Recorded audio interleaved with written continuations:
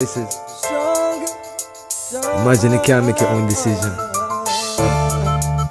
That wouldn't be a world for me.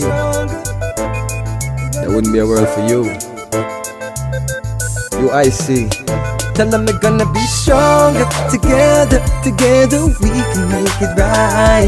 Our purpose is a better Jamaica for you and I. Gonna be stronger together. Time we all just unify. Our purpose is a better Jamaica for you and I.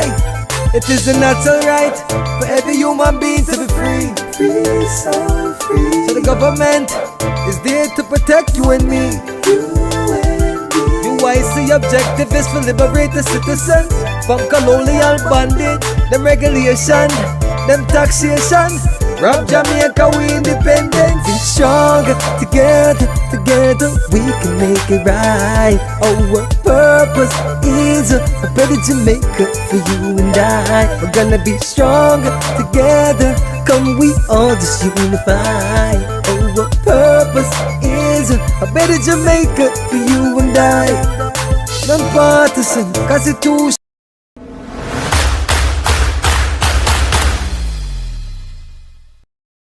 UIC Liberty TV. Change you can trust. Hi, good evening, everyone, and welcome to another edition of UIC Liberty TV. My name is Joseph Patterson, and today we're going to be talking about reform or replace. Now, I need to give an apology up front. We were supposed to have Dr. K'Nife on tonight, but we just got a message that he's no longer able to make it. So I'm going to have to fly solo tonight. We might have somebody else, but right now it's going to be me. So welcome to all of you. Hopefully you can hear me. I'm seeing where there might be some internet connectivity issues going on here. It says something is wrong. Let me see what's happening here. Good evening. Can you hear me? Let me know if you can hear me. Just give me a shout out. Let me know if you can hear me, please and thanks. If you can see me as well, let me know. Can you hear me? Everyone, anyone?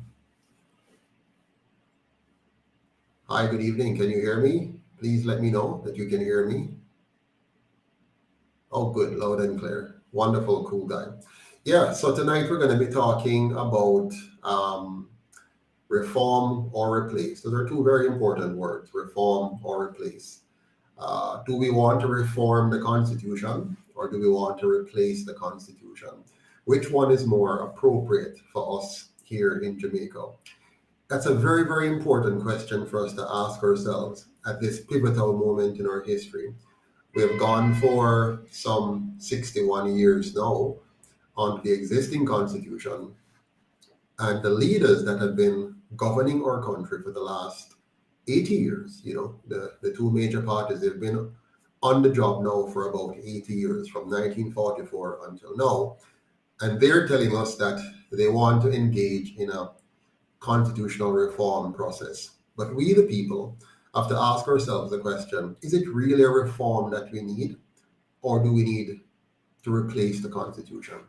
So let's discuss the merits of replacing the current colonial constitution with the UIC's unique nonpartisan constitutional republic solution, which includes a 100% publicly funded campaign financing system, which we believe will eliminate vote buying and eliminate the PSOJ's control over our government. Now, those are two important elements you might want to zero in on: vote buying and the PSOJ's control of our government, because the current constitution allows that. It allows indirectly for the two major parties, with the help of the PSOJ oligarchs, to buy our elections, to buy our votes. It allows them to impoverish the people, dumb them down, and then use the power of the funds stolen from the people through the commercial system to then buy the votes of the very marginalized people so that they can continue to control our government, control our country, and by extension, control our lives. So tonight I want us to seriously consider the merits of replacing that system with what the UIC is providing. Or you might want to tell me that you would like to continue with the existing colonial constitution and just tinker with it, make some changes here and there, because you might think that, just making a few changes, it would work better for us. Now, I don't think so. I believe the current system is fraudulent, is wrong, is not good for Jamaica, and we should abandon that system 100%. But I'm looking forward to hearing your thoughts on the matter as well. Let me pause to just welcome. I don't see my chat stream working here. I don't know why. Let me see here. But let me reload, see if that will work, so I can see your comments coming up. It's not coming up yet. I'm not sure why. Hopefully it will come up soon. But welcome. I see Dr. Jamaica does not beat the children online. Welcome. It says Jamaica should join the United States of America. We did not ask for this third world independence. That is quite hilarious. Somebody's asking that we join the USA. I do not want to give up or to, I don't want to lose my limited number of freedoms, nor do I want for Jamaica to become a part of a country which is run by mostly colonial values as well. So if anything, the Jamaica should be joining with the rest of the Caribbean and with Africa. But we digress. Welcome, Eunice Brown Knight. Good to see you on. Good evening. Thank you for joining us wherever you are. Carl Spence, one perfect love to you as well. I see Jason Christie on. Big up, Jason Christie. Yes, let us like, share, subscribe, and comment on the live as much as possible. I see my chairman in the waiting room, so that's we'll bring him in. That is good. He's going to fill in, hopefully, for Dr. Knight, so we can have a fruitful conversation on the subject matter here. So yeah, man. So tonight we're going to be discussing the merits of replacing the colonial constitution with the UIC's unique model. And our model is described as a nonpartisan constitutional republic. And each of those words have very, very specific and important meanings. A key part of that reform or that replacement that we're bringing in is a 100% publicly funded campaign finance system, as opposed to what we have today, which is a privately funded system, which means those with the most money buys and control our government. So those people, a small elite group that we know as the PSOJ, that's an organization, but there are not everybody in it is a part of the club. So a small elite group, those with the most money, forms an elite group that buys both parties by giving them donations for their campaigns, and by extension can pull the strings as puppet masters. And those two parties work on behalf of their funders. They're funded primarily by the PSOJ oligarchs, and of course they also benefit from connections with the colonial powers outside. So they're funded through grants and other contributions within the governing structure to keep Jamaica as a part of a system that is controlled by the dichotomy of the local elites and the global elites. So tonight we're going to talk about that system. But before I go any further, let me just welcome our chairman to the stage and get his initial reactions before we go into a step-by-step analysis of the UIC's propositions. Welcome, Mr. Chairman. Thank you, Mr. President. Good to be on with you. It has been quite a while since we have been on together, hasn't it? It has been quite a while. It has been a long time, actually. But it's okay, because the UIC is a broad-based organization with a number of leaders. We have some very dedicated and committed leaders, people who are ethical and moral and responsible. And as a result, we can shift the workload across the spectrum. We have people like yourself. We have people like Chase Neal, our VP out in Cornwall. We have people like Dr. Coretta Brown Johnson, who is in the Middlesex County. Right. People like Vice President Jasmine Powell, among others, not leaving out the First Lady and the Treasurer. and Dr. Harvey and Sister Janet and all of them. So we're a growing, strong movement where, and what I like about what's happening now, we seem to have finally weeded out all of those people who have ulterior motives and so on, and they're displaying themselves and all that kind of stuff. So we're good now. I think we're good now. We have the right. Yes, we have the right mix.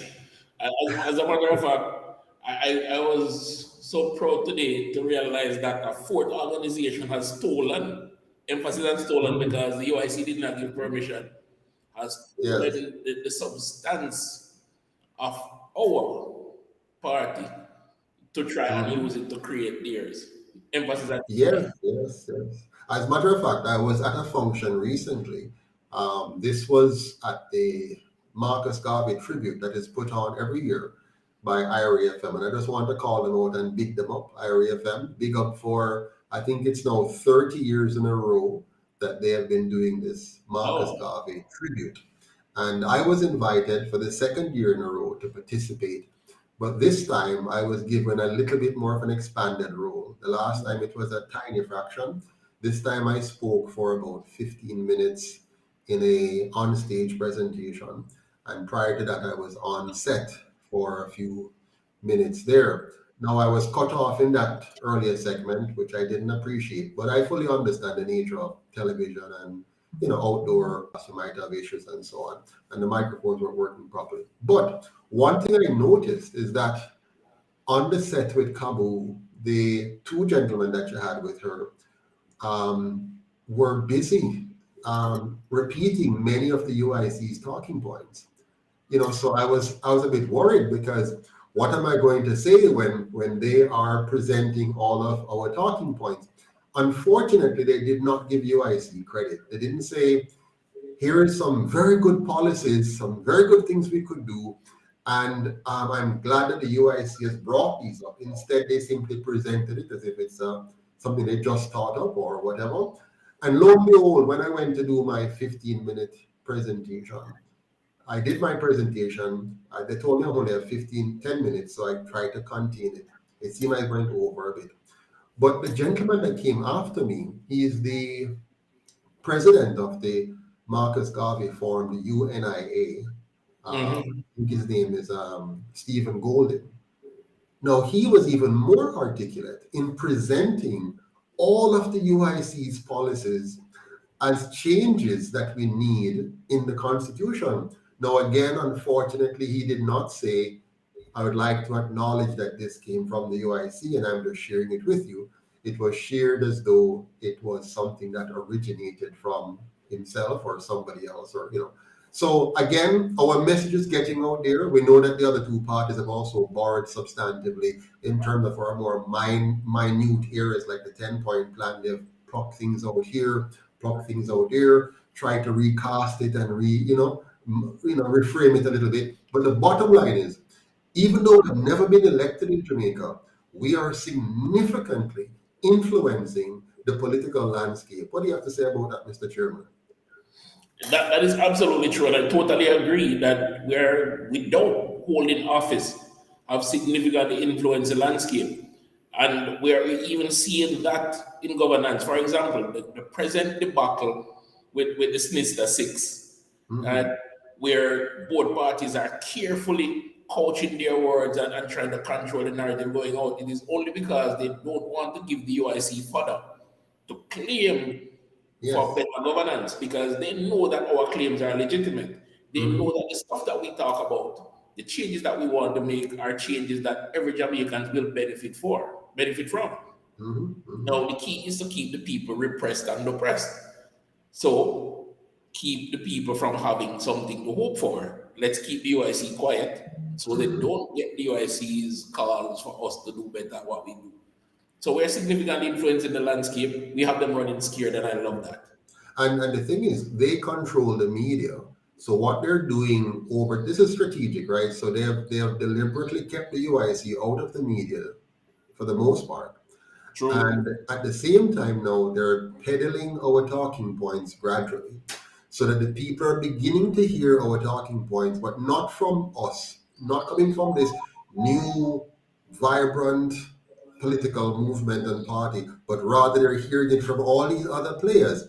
So over time, when the UIC finally gets over the hurdles, the people will say, oh, we hear that already. And it will actually not sound new to them, and they may not fully appreciate it. And so the status quo will then be able to continue, because it won't be the first time that the two parties have presented new ideas and not fulfilled them.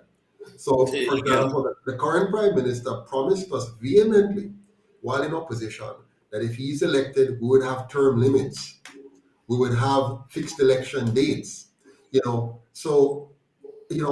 even stuff about corruption is going to. So he has made promises and not fulfilled them. So the people are getting used to the idea. So if they can own our talking points and get people to become numb to it, then they will not have any hope, as you have said, and they will just settle for the evil that they know rather than the good that is before them.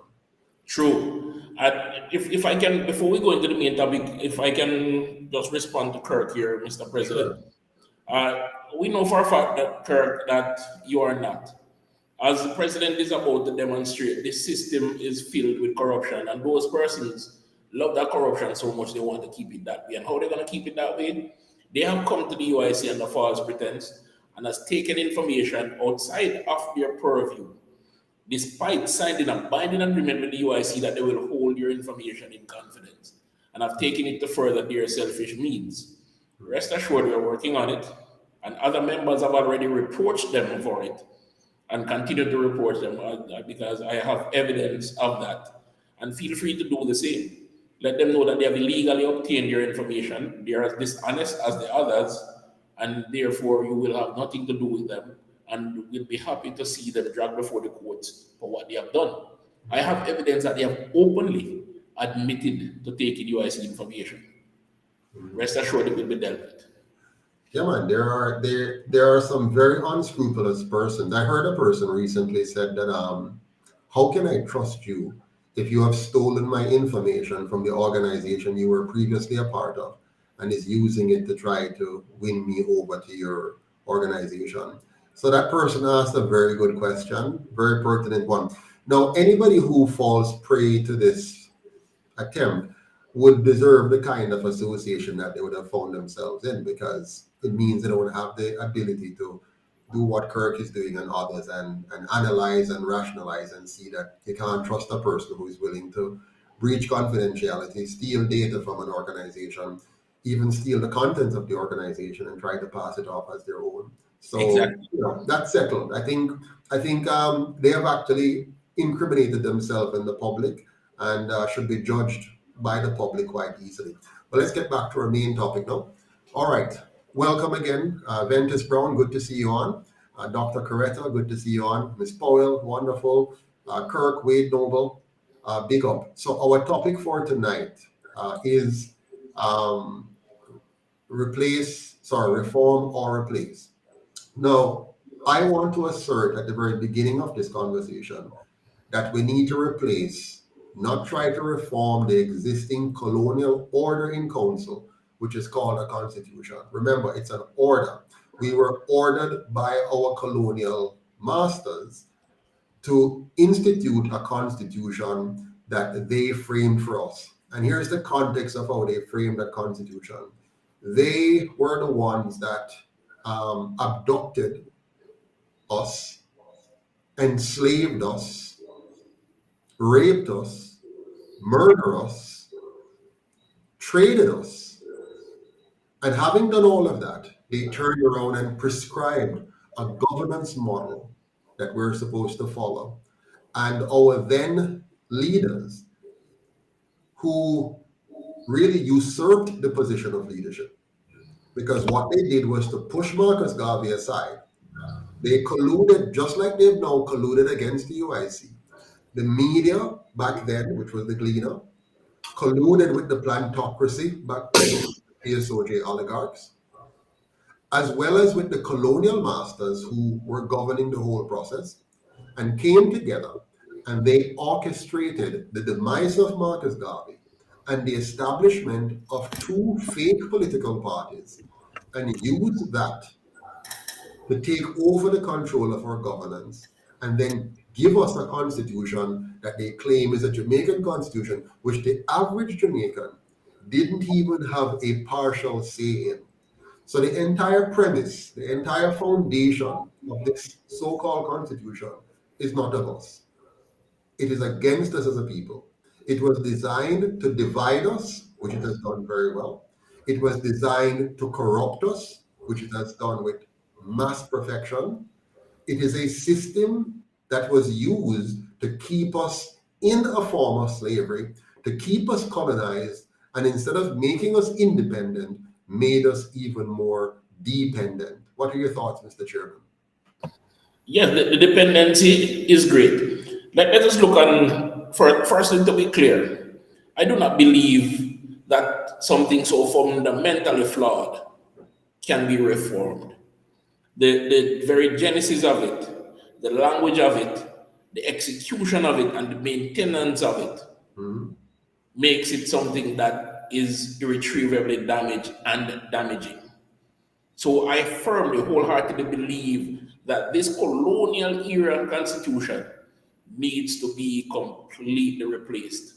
The process by which it came into being was nothing more than a con job executed by the plantocracy and those aligned with them, where they usurped the voice of the people and misdirected it.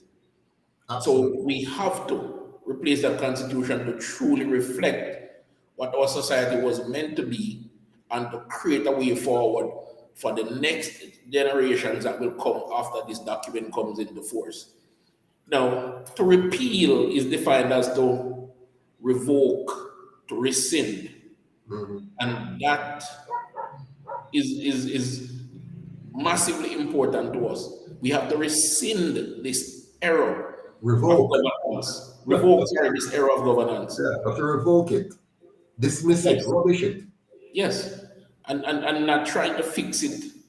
We mustn't give it any credence.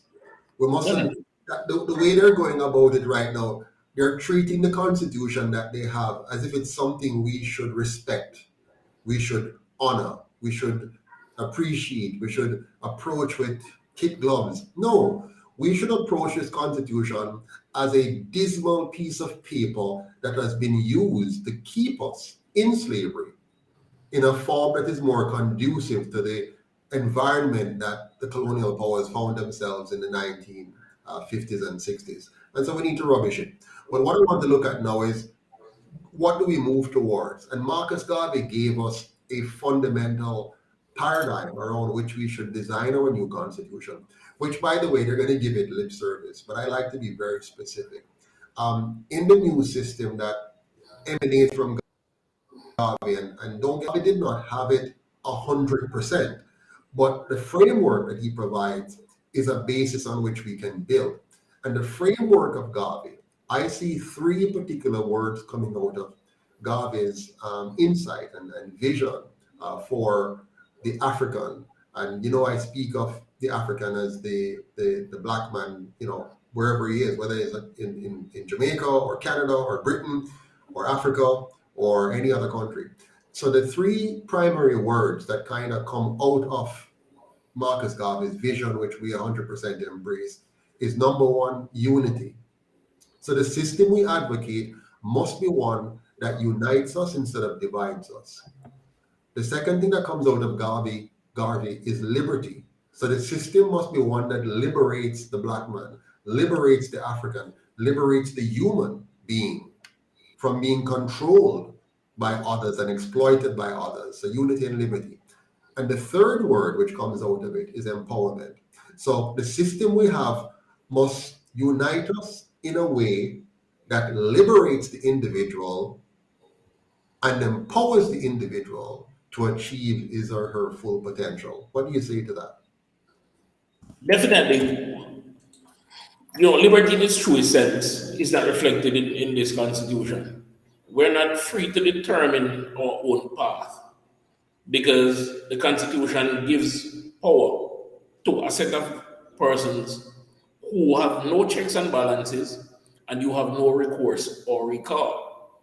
And therefore, you're left to their mercy in determining against your will the direction they want the country to go and therefore take you along with it.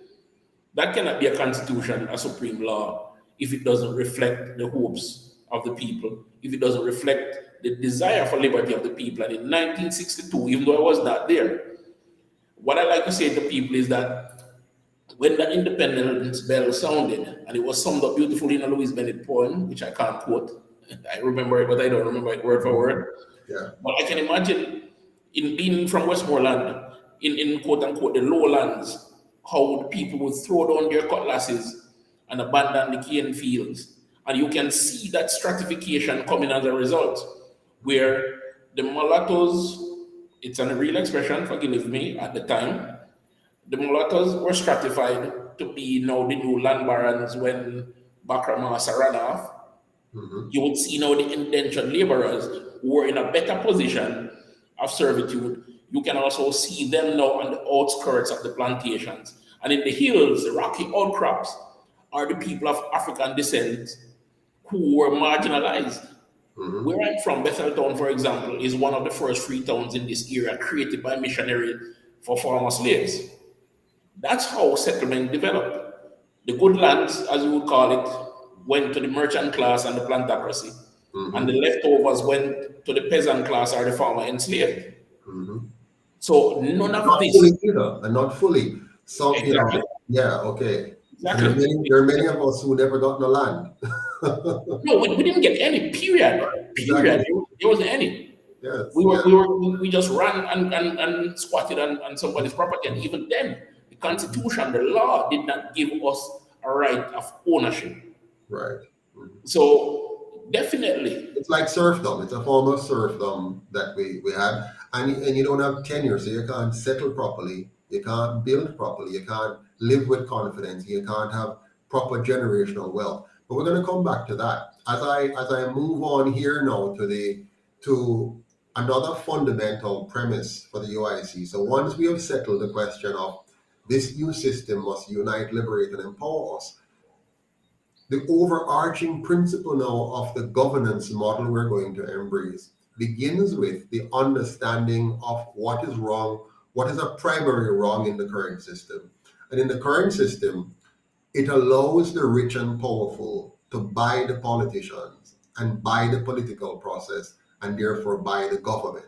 So the current system which Jamaica follows and many other countries around the world, and not because many other countries follow it mean it is right, it is just that many other countries have fallen prey to the global agenda of the elites who want to create a governance model that gives them the lever of control to be able to control the government, therefore control the economy, and therefore control the people in the country.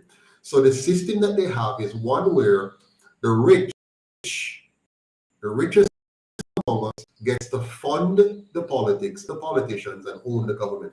So the UIC, to fix this problem, have developed what we call a 100% publicly funded campaign financing system, whereby it is non-partisan in nature and structure, by ensuring that every candidate is funded, every qualified candidate, once you qualify, you are funded by given the same access to newspaper, radio, television, internet, town halls, and debates. And so now, whether you're rich or poor, you're not advantaged by your wealth or disadvantaged by your lack of wealth to be a representative of the people. But when you're elected, because you are not funded by the private rich elites, you now will have the freedom and the independence to speak up and speak out and fully represent your constituents, because you're not owned by the wealthy elites of the land. What do you have to say about that, Mr. Chairman?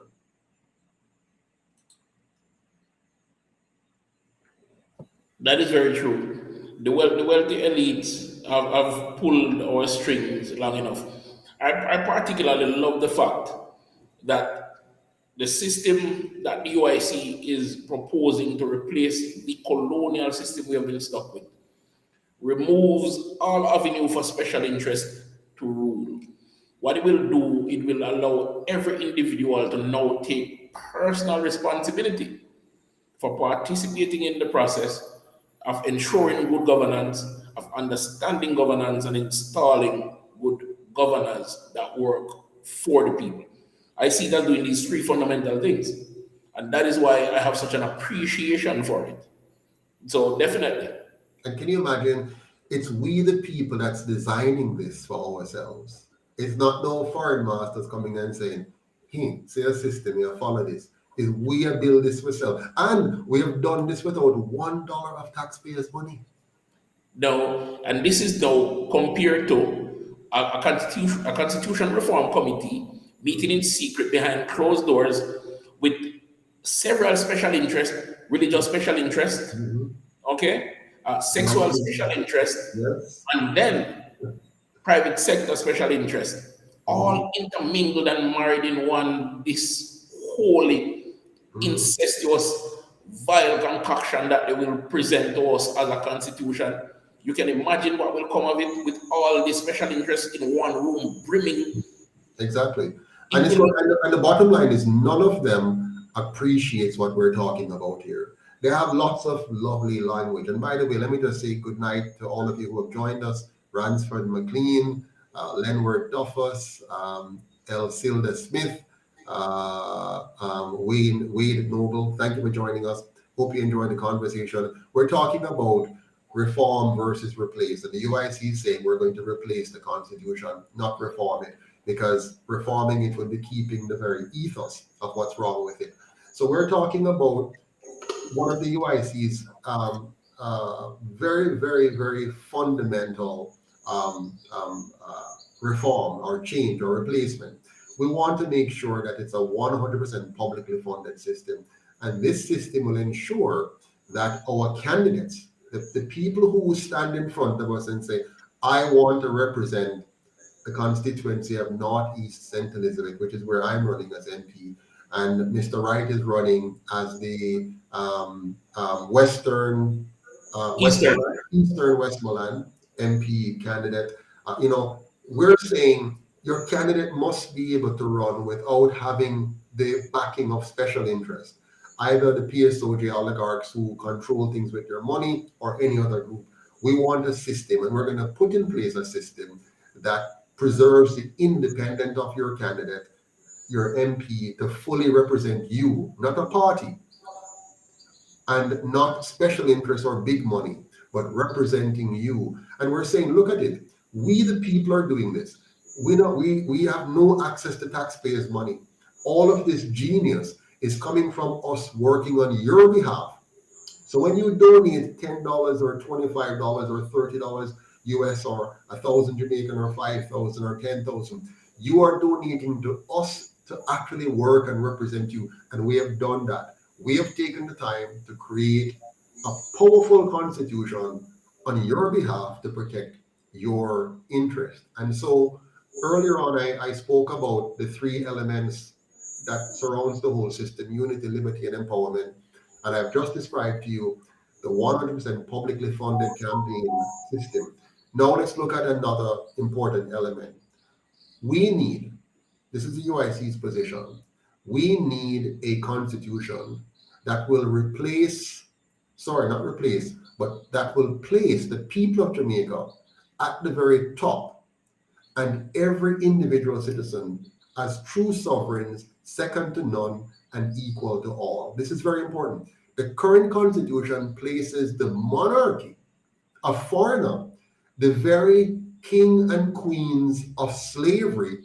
The current constitution placed them at the top as sovereign over us, and their parliament, not our parliament, their parliament as their representative sovereign over us, and we are subjects and subservient to them. That's the current system. Think about it.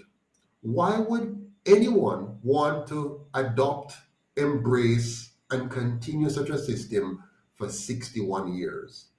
Why would the two parties that is supposed to represent us, after 18 years of self-governance, after seeing how the colonial system works, why would they accept, embrace, and put in place and enforce a document such as that for 61 years after the previous 18 years. It tells us that they're not working for us. Now, let's say it was a mistake in 1962.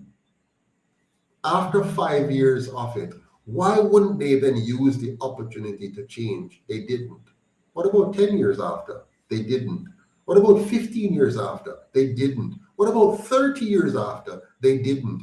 Now they're pushing because the UIC is on their heels, and they know that we, the People's Party, will be pushing the issue so vehemently that they have to try to capture the narrative, take it back, and they're going to give us the republic. But what they plan to do, Mr. Chairman, is to give us a fake republic.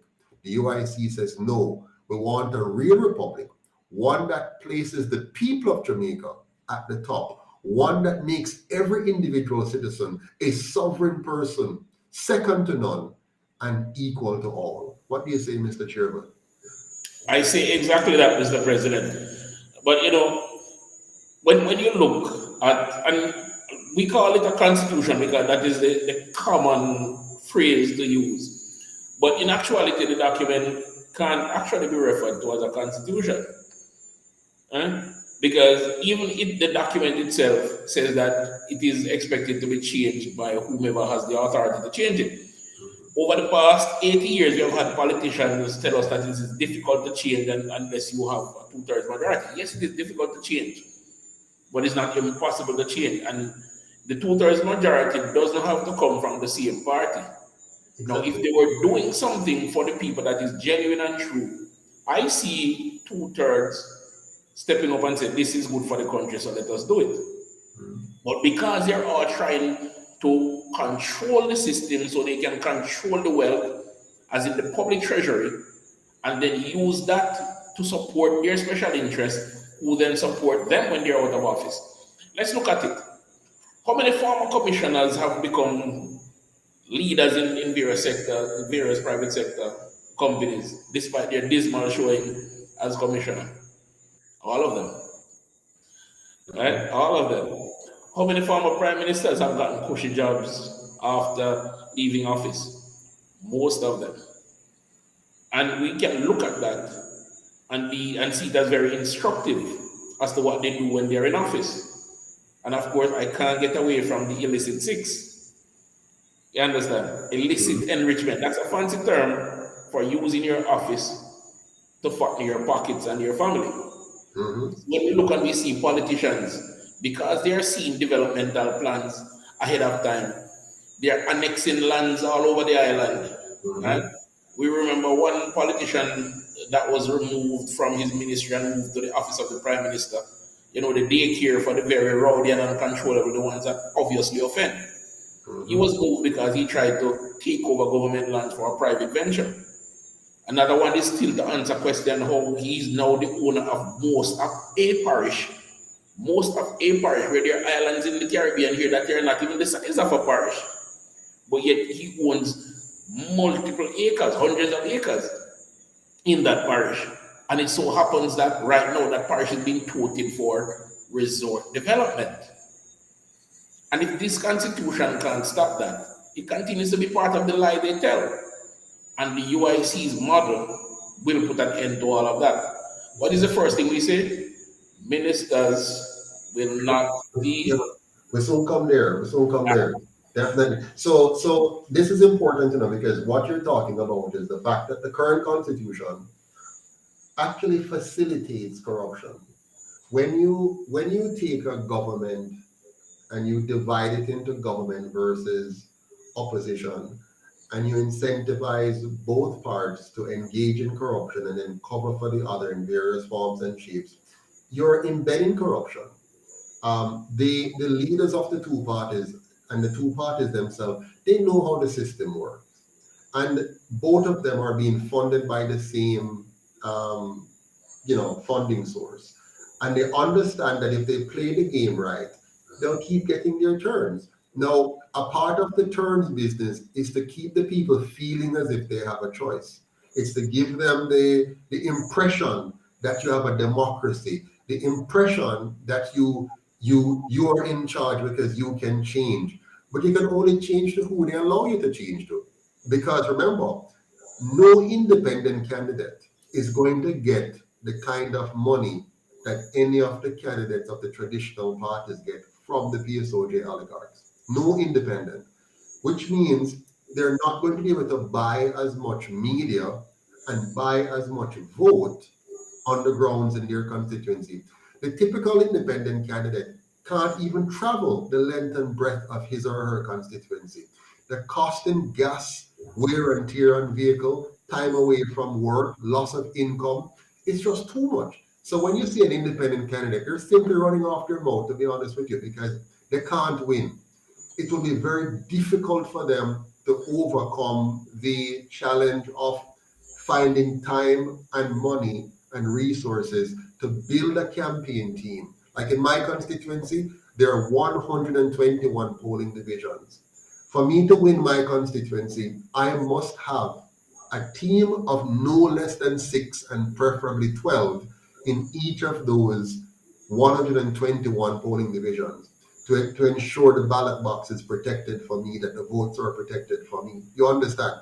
Now, who's going to pay for that? Now, with our friends in the other two parties, they have the funds to pay for it because they will get millions and millions of dollars from the PSOJ oligarchs to do that. Now, why would the PSOJ oligarchs pay for that? Why would they want to pay for jeeps, pay for buses to be cladded in the colors of politicians, pay for food and transportation, pay for salaries for offices and people to be set up? Why would any private individual running a massive company want to spend that kind of money? For the very simple reason that they know that when they pay for it, they own it and they're going to get it back in droves in different forms and shapes. So when people hear the UIC talking about we need to donate and own our own party, it's because we understand the system and know that if we, the people, don't buy back our own system by buying our own party, by owning our own candidates and winning an election and changing the constitution to now make it a truly free and fair and without fear system of electoral process, we will never have the kind of Jamaica that we want to have. But let me switch gears now and go on to our third point, Mr. Chairman. So we just talked about the need for the Jamaican people to be placed at the top, for individual sovereignty to be protected. Now we want to make sure that the constitution we have is designed to fully, listen carefully, fully protect the right of every man and woman to 3 things: to their life, to their liberty, and to property ownership. You'll always hear the UIC come back to these 3 elements: protecting your life, which is the right to your life, you having full and unequivocal domain over your life; liberty, which is the right to do with your time, talents, and resources as you deem fit, provided you're not infringing on the rights of others; and 3, property rights, property ownership. You might recall that the World Economic Forum, they want a system where you have no property ownership. Listen, the way to best define a slave is one who owns no property but is a property of somebody else, right? So we want to protect you, your life, your liberty, and property, so that you're not a slave. Now, this right must extend to the right to land, the land that is yours by inheritance, the land that is yours by birthright. So we want every Jamaican to be entitled to their family land, free and clear of any and all encumbrances, including property tax, which is why we're going to abolish the property tax. You cannot buy a product and pay taxes for it in perpetuity. If you have to pay taxes for your shirt every year, it means you don't own your shirt. You have rented your shirt.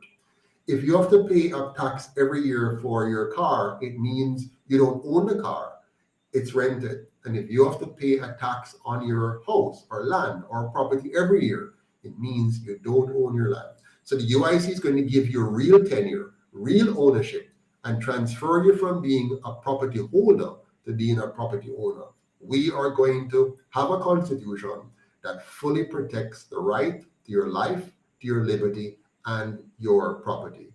Your turn, Mr. Chairman. Sorry, I was muted. Let me ask our viewers this question. If you do not pay your property tax, what happens to it? Tell us in the comment. While you're doing that, like, share, subscribe. You have that friend that you made recently. Introduce them to the UIC and ask them to introduce a friend. Right? For us to defeat the matrix that is keeping our message from being widely heard is the difference between you sharing and liking. Right? So now, if you don't pay your property tax, your land gets taken. Means you don't own it. It's not your property because somebody can take it. Now hear this. The plantocracy, the landowner, the land baron, Bakramasa knew that. That's why he made sure he owns his land. Right? Now here's what he will do for you. A single mother, 2 kids, trying to make ends meet. And under UIC government, she gets her land. No taxes, her land. She puts a structure on it. Humble but firm structure. Right? And her kids are sheltered and safe. It's time for them to go to college. She goes to her local bank and says, I own this property, it has this structure on it, it values X amount. So I'm going to borrow Y amount to send my kids to college. She gets money up front, she sends them to college. The land is security. She takes her time and she pays back the loan. It's time to go to university. She said, my land is now value Y amount. I'm going to borrow Y amount to send my kids to university. And again, she gets the money, sends her kids to university, and she pays back her loan. The kids graduate from school. Both of them graduated a year apart. One is a business major and one is a science major. And a year after working, they expanded the house. The land is now worth Y amount. And they decided that, we should go into business together. Let us be X and Brother Incorporated. Great idea, but where we going to get the money from? Mommy, we're struggling to start a business, We're going to tighten our belts for a few years and work that money. Mother gets a brilliant idea. I have equity in the house because I've paid off the loan. And what is equity, Sir President? Oh, that's the value built up by virtue of you not having a debt anymore. Boom. Remember, she paid back her loan and the house value has gone up. So her equity has increased. Gone up. Yes. So he said, you know what, I have a brilliant idea. I have all this equity in the house. Let me get a loan so you can properly capitalize your business. She does that. They start the business, and over a course of 5 years, they pay back the loan. Again, the equity continues to go up. The business was started, it was properly capitalized, and the business, it was a brilliant idea, and it took off. What was that? Generational wealth creation. So now do you understand why they don't want you to own a piece of land or a home? And why the UIC wants you to own land and home? Absolutely. That is the difference between us and the colonial parties. They don't want you to be a owner. They don't want you to, they love when you're dependent on them, when you're hoping for a sheet of zinc, when you're hoping for a block or a goat. They don't want you to have the power of being a landowner, land ownership, having title to your land. You can take your time and build, If you want, you can build. If every Jamaican whose parents or grandparents or great-grandparents were slaves in this country, if every one of them at the time of fake freedom in 1838 were given a piece of land, equally and equitably with all the other former slaves, and they had that from then, 1838 until now, can you imagine how wealthy we would have been? But let's say it wasn't done then. But in 1944, when they gave us fake democracy, they said, oh, we're going to right the wrongs of the past. We're going to give you the right to vote, and we're also going to give you the land that we stole from you. From 1944 to now, massive generational wealth. But they didn't do it. So let's say in 1962, when we got independence, again, fake independence, but let's say it was real, and they gave us our land, what would have happened? We would have gotten much richer over the course of time, but it didn't. Now, what has stopped our politicians from 1962 until today, 61 years, what has prevented them from recognizing that, wait a minute, we have been begging our colonial masters reparation. In fact, they're just pretending. They just use that to fool us up. But they've been begging for reparation when they had the power to give reparation immediately.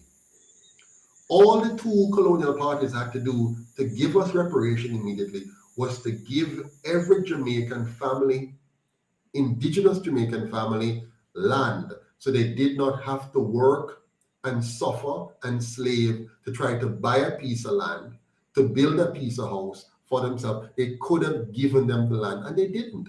So the UIC now, we're going to fix generations of problems by giving the Jamaican people land or housing free of charge, commensurate to the value of the land that they should have gotten, so that they can have that on which to build generational wealth.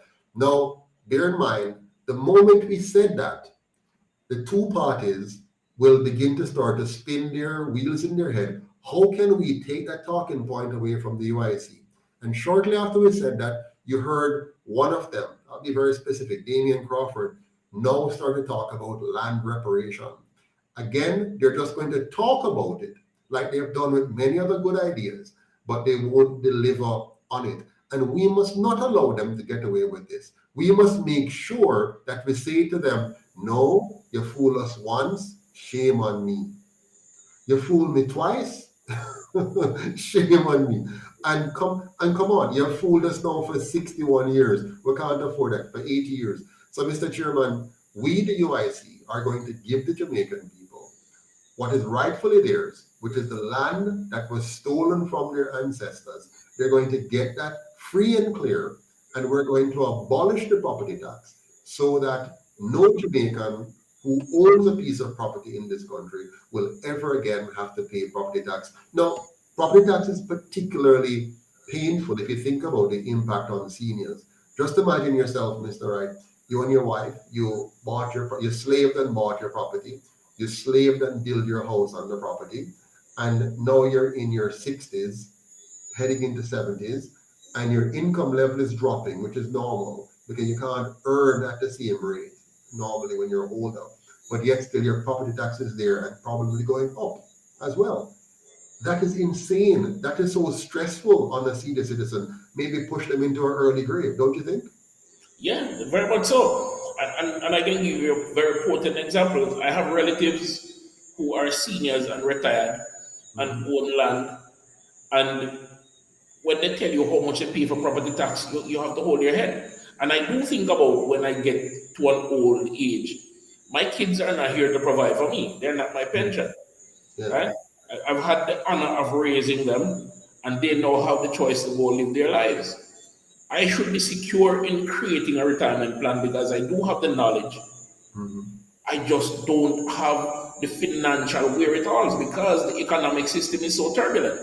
And it wasn't turbulent because, boy, I saw the system go as they tell us. No, it's turbulent because of poor decisions by our leaders that we can't recall or replace because, one, the system doesn't allow it, and two, the system has been hijacked by special interest money by the PSOJ, who was the plantocracy in the days of slavery, and have been using it to their advantage. Their companies get richer, their families get richer over the generations, and you will see them continually get richer because they're getting big government contracts, they're getting big government subventions, they're getting tax write-offs. We're not getting any of that. Well, they steal your NIS money. They force you to pay into a scheme, the national insurance scheme. They force you to pay into it.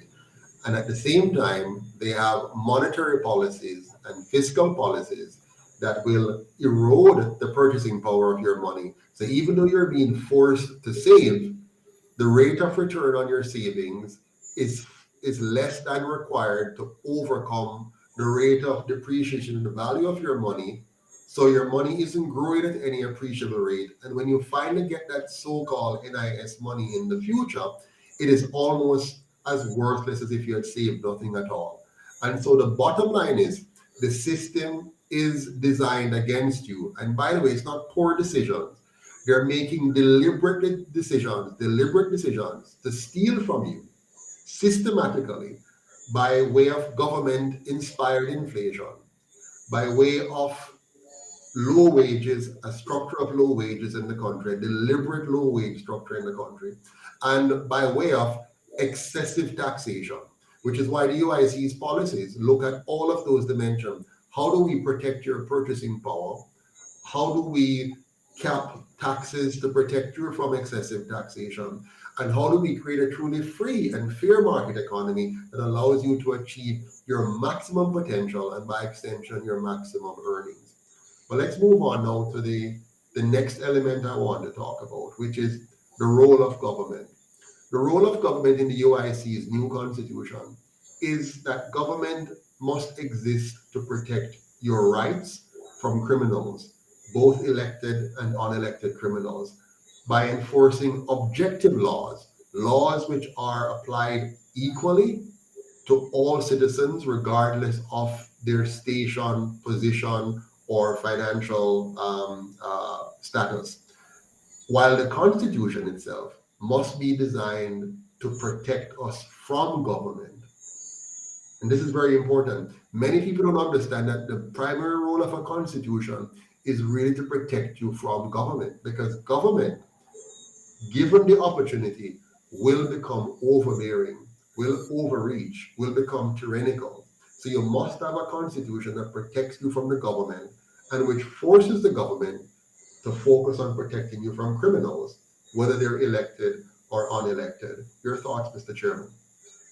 You see, that is the part I love and I look forward to, and here's why. If we look to one of our neighbors that is the closest thing to a republic, it's not a true republic, but it's the closest thing. That constitution tells the people that they must be protected from the government and give them the right to protect themselves from the government. Absolutely. And that is a big hint that when people come together, they get overzealous and overbearing. So the quote-unquote Jamaican constitution gives us no right and no protection. And that is why our politicians can act illegally. And we can go back and show them the illegal acts, but I won't do that. What I'll do is say this instead.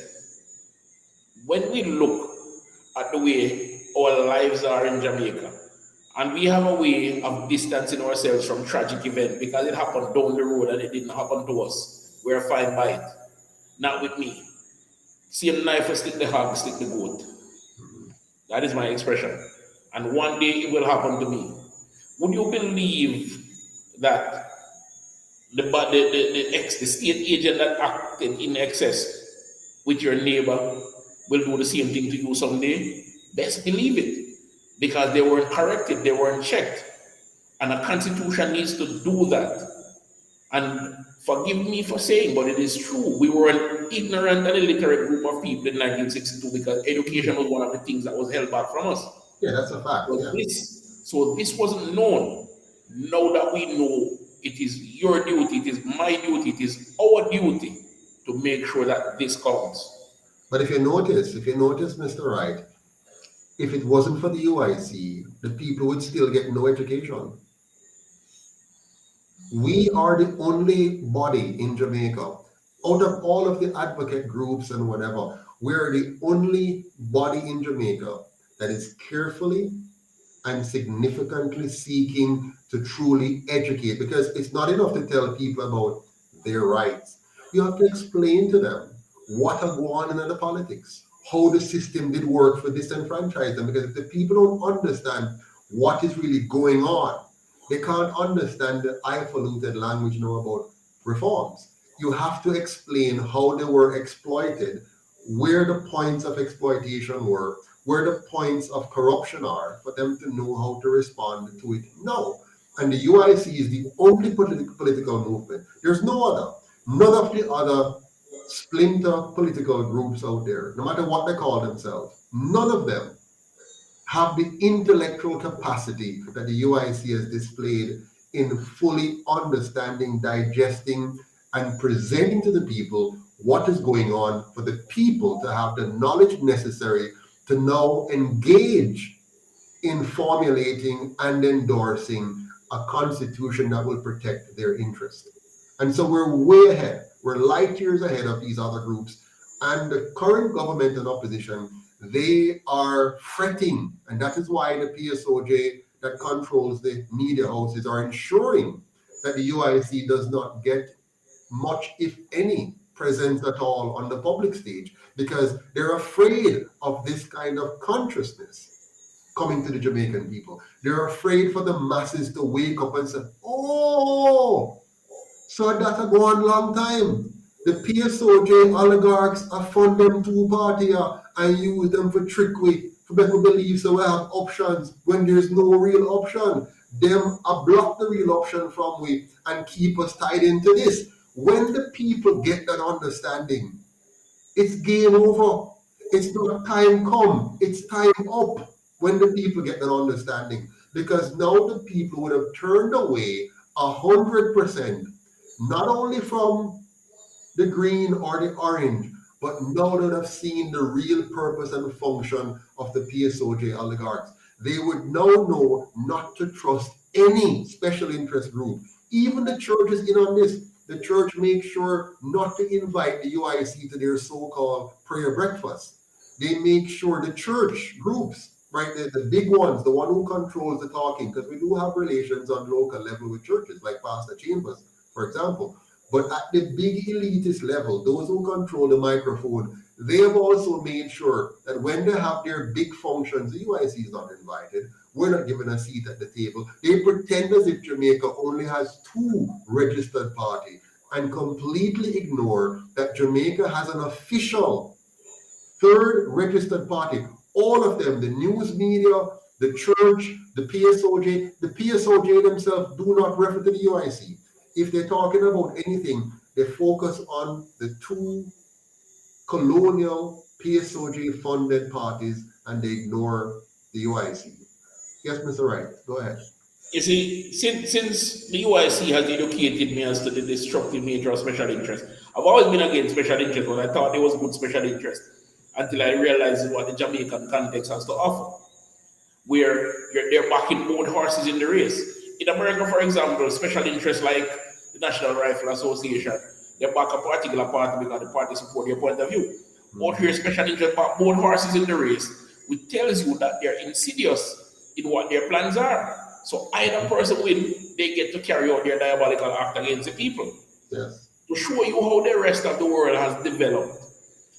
We all fell for the distractions, and I say we because including me, the distraction of traffic war.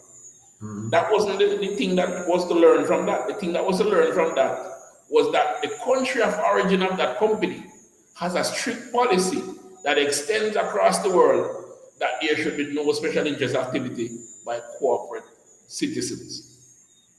That was the lesson to learn. Yes. But we didn't learn that lesson. We were worried about who got the money. And not that special interest is so destructive that that country banned it totally. We didn't realize that special interest money was so destructive that there's an actual country that barred one of its citizens from ever participating in the political life of the country because of his special interest money and the influence it brings. We need to recognize that they're weaponizing our money against us. Absolutely. We need to recognize that the Hearts and Isas and all these other money families are taking our hard-earned money and weaponizing it against us. Yeah, I mean, they basically, right? I mean, where does the money come from to fund these 2 parties? It's by them underpaying the Jamaican worker. Somebody was saying, for example, in the comment here a while ago, was saying that they pay a very low property tax relative to other countries. And they were saying it in a boastful way, not recognizing what they're really saying here. While our property tax price, dollar for dollar, is relatively smaller than, say, what I would pay if I was still living in Canada, dollar for dollar, relatively speaking. But the person in Jamaica isn't earning Canadian dollars, right? They're earning a much lower wage. So proportionally now, depending on how poor you are, and there are many, Jamaica has roughly 3 million people, of which only about 1.3 million are employed on paper. Another 700,000 plus 740,000 are listed as unemployed.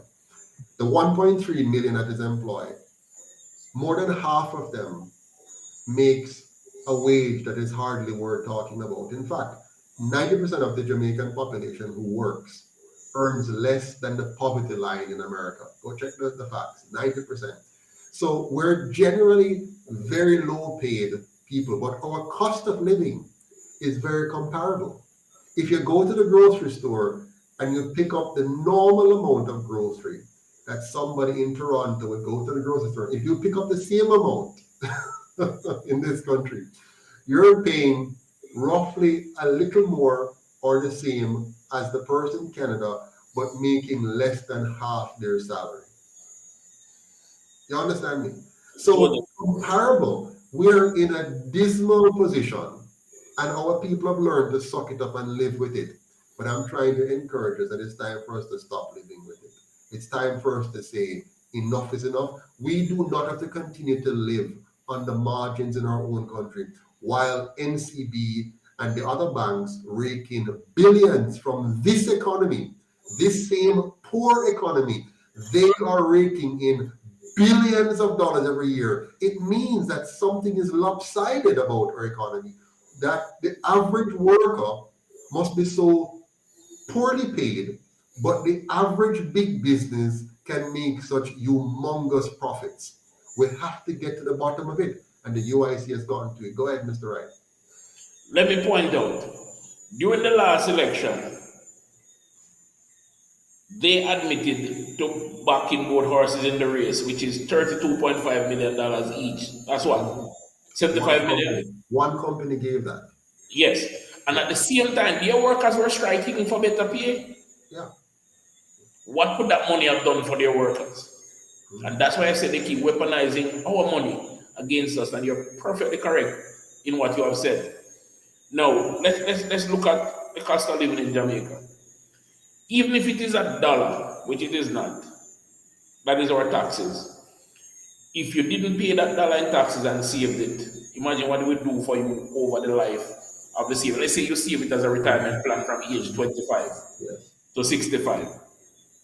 That's what, 40 years? Mm-hmm. Imagine what that would do for you. So it's not that, oh, it's small compared to foreign. And you are correct. Value for value, it's disproportionate. Let me show you this. Our effective tax rate in Jamaica is close to 56%. Yes. Mm-hmm. So if you earn $1, 56 cents out of it goes in accumulated taxes. Mm-hmm. Now you're left with $44 out of your dollar, 44 cents out of your dollar. Think about that. Mm-hmm. So whatever your earnings are, all the taxes combined, both direct and indirect taxes, come up to 56% almost. And what are you paying for? Look, in Canada, for example, they take in roughly the same amount in proportional taxes as Jamaica, roughly the same amount. However, in Canada, and I'm only talking about it because I've lived there, so I know first what I'm talking about. So roughly, both governments are taking roughly the same amount of overall GDP proportionally in both countries.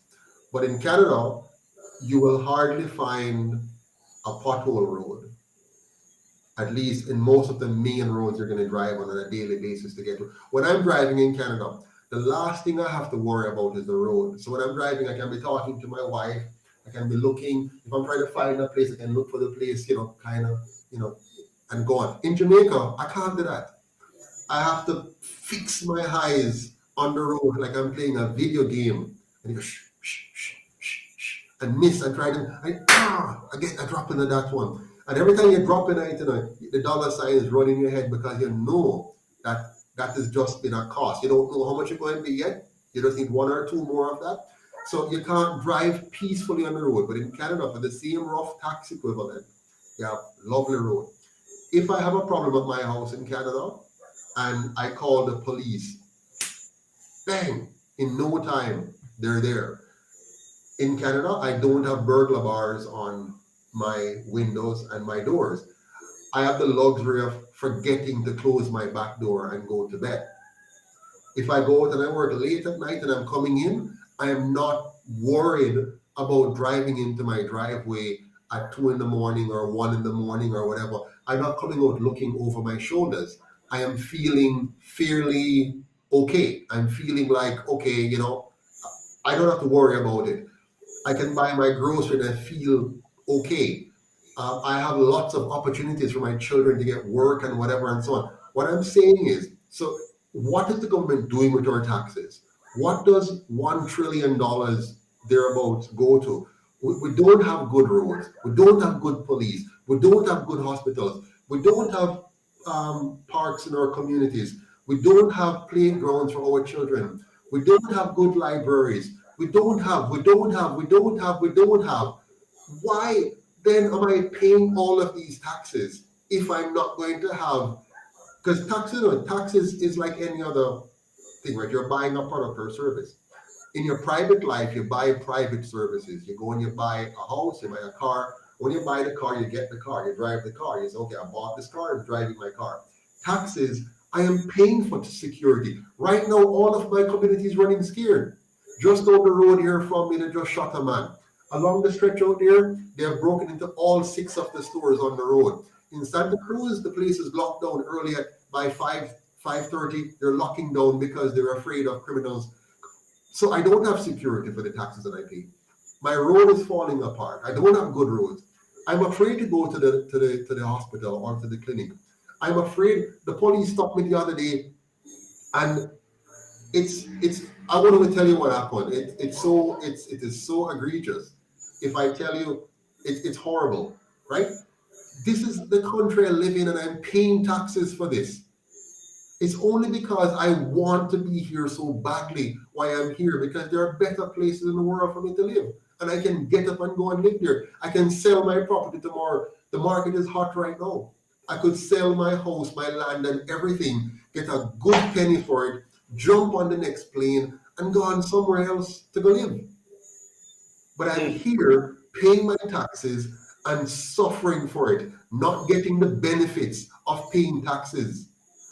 Every time I get my paycheck, there's NIS, NHT, HART, education tax, income tax, everything coming out of my paycheck. And I cannot, for the life of me, drive through my country and feel like, yes, there's my tax dollars benefiting me. If I drive on a good road, it's because I pay extra tax called toll in order to drive on the good road. I have to pay tax twice. I paid tax already, then I have to go pay toll again. I went to Marcus Garvey thing on the last weekend.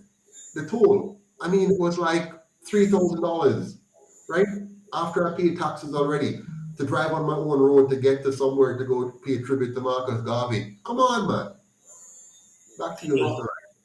Listen, I feel your pain because I've gone through it, and many of our viewers here have gone through it. And that is why we have to build a strong coalition of people who know the changes that need to be made, appreciate the long game that we're playing, and support us in doing it. I know what you suffer when you get in your car and drive from place to place. I face the same thing. When I came back to Jamaica in 2019 and I bought my car, relatively new like all Jamaicans, it worked beautifully and took me to wherever I wanted to go. Since I started going on the road with it for UIC business, it breaks very often. Yeah. And sometimes I don't get to fix it because I'm either busy or I don't have the money. And when that happens, it ends up costing me well over $150,000. Yeah. The other day, I managed to get it running again from a major breakdown, and I'm dreading that happening again because of the cost. And right now I'm having some issues. So I know what you're feeling. The long and short of the story is this: nothing works, and it will never work with this constitution. This constitution was devised as an exploitive tool to take from the colonies and the guys and enrich the quote-unquote motherland. The same thing is with Niger. That's what they did with Niger and all the other African countries. It's fake independence. All of those about to get independence in 1960 and 1961 and 1959, those are all fake independence. It's simply another form of slavery, another form of exploitation, another way of extracting our wealth. But let's move on. The next key point the UIC wants to make sure that we bring in the replacement constitution is the executive branch, the legislative branch, and the judiciary branches of government. All three branches must be fully and truly separated and independent of each other and from any special interest groups, local or foreign, in order for us to have good governance. Let me say that again.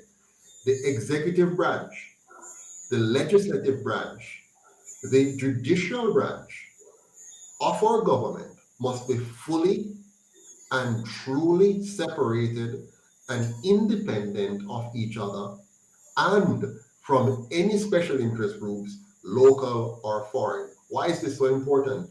You cannot have good checks and balances if you do not have independent branches. If the executive branch is commingled with the legislative, as it is now, and if the judiciary can be compromised by the executive, as it is now, you will not have good governance because you will not have good checks and balances. You will not have good internal controls, and you will have a massive corruption enterprise disguised as government, but is truly working in the interest of special interest groups. What do you say to that, Mr. Chairman? That is indeed the case, where we're running a massive corruption enterprise. Because when you look at it, Jamaica is known globally.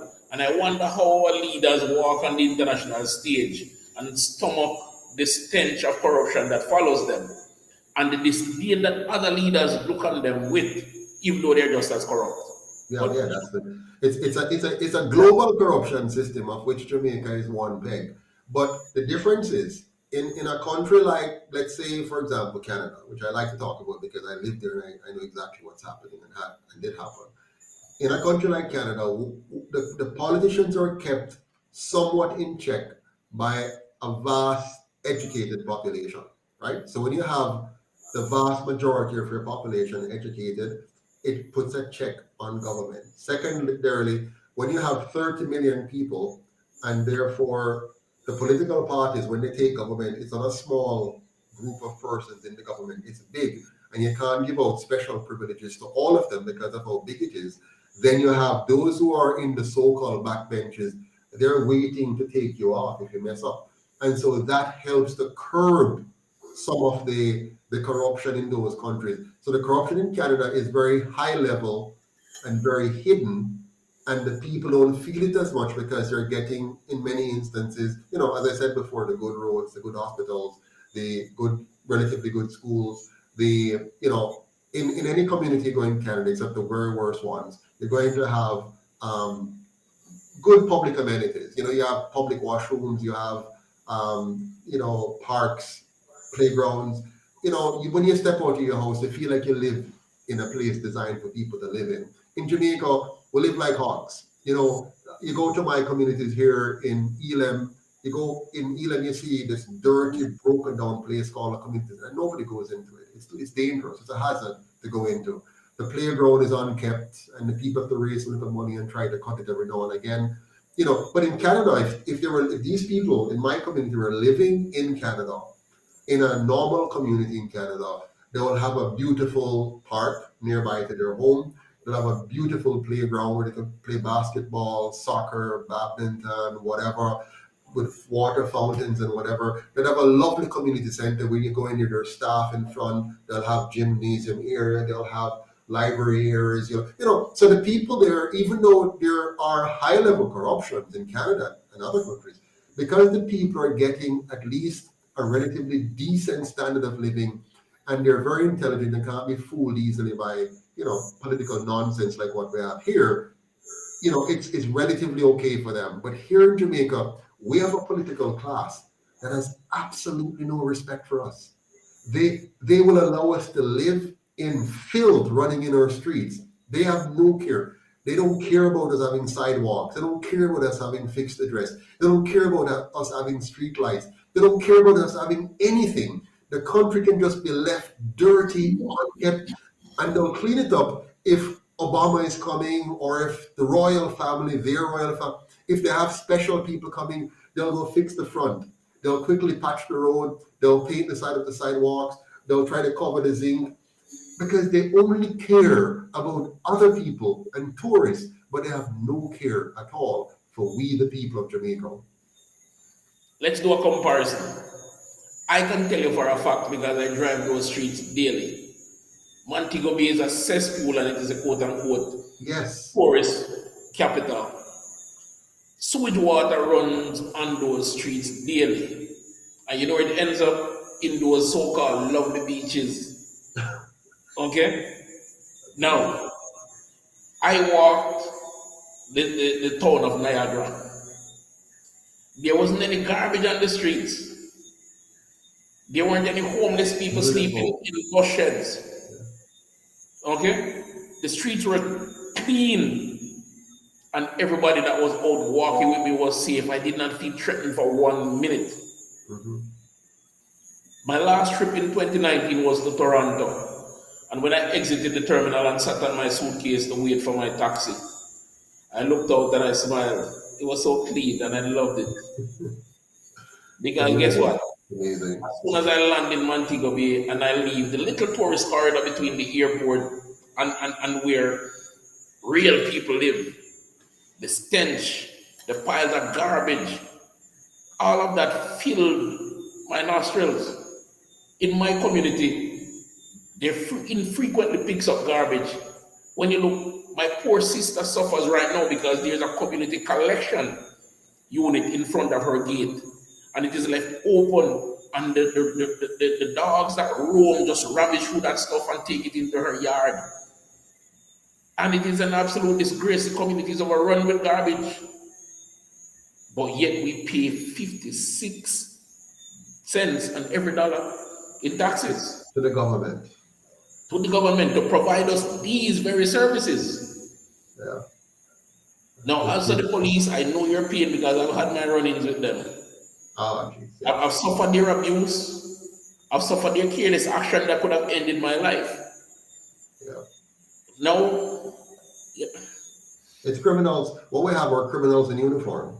I hate to say this. I mean, I have the utmost of respect for persons who decide to put themselves at risk to protect my life and my property on a daily basis. I mean, I respect anyone who decides to become a police or a soldier, because you're stepping up. You're going to be a police is supposed to protect my rights, protect my right to my life, to my freedom, and to my property. I should be trusting the police, depending on the police. The army is there to protect my borders of my country. It's my collective security with my fellow Jamaicans. And when I feel unsafe with my fellow police officers, when I feel as if you're trying to shake me down, you're trying to extort me, that doesn't make me feel good. You know, you're there to perform your job. Your job is to defend, to serve, protect, and respect the Jamaican people. That's your job. And of course, if I do something you think is wrong, your job, of course, is to deal with me accordingly. If you think I'm speeding, or if you think I failed to renew my license on time, or whatever it is, that's fine. That's your job to say, you know what, Mr. Patterson, so on. But your job is not to extort me. Your job is not to try to extract out of me payment for you to exercise your so-called discretion that the government has given to you. They've given you discretion. I don't know why there's discretion and not just objective application of the law, and why not just have good, decent, objective laws that fits the punishment with the crime, if you will, as opposed to giving carte blanche discretions, and then you get to play with people's lives and their livelihoods. That needs to stop. And the UIC is going to stop it. And that's why we're saying to the Jamaican people, it's time for us to tell these guys that they're wasting our money and our time, that time up. But next point, Mr. Chairman. So we've talked about separation of powers, executive, legislative, judiciary. Let's get into it a little bit now. The UIC wants Jamaica to have a president that is directly elected nationally elected by the people to serve as our chief executive officer, as both head of government and head of state. We believe this is the best form of representation for the executive branch of government, for us to have a president that's elected by the people to serve the people at a national level, overseeing the government of the people. And for this position not to be ceremonial, which is a waste of money, but to be a truly executive president that has responsibility like a chief executive officer in any organization. What are your thoughts, Mr. Chairman?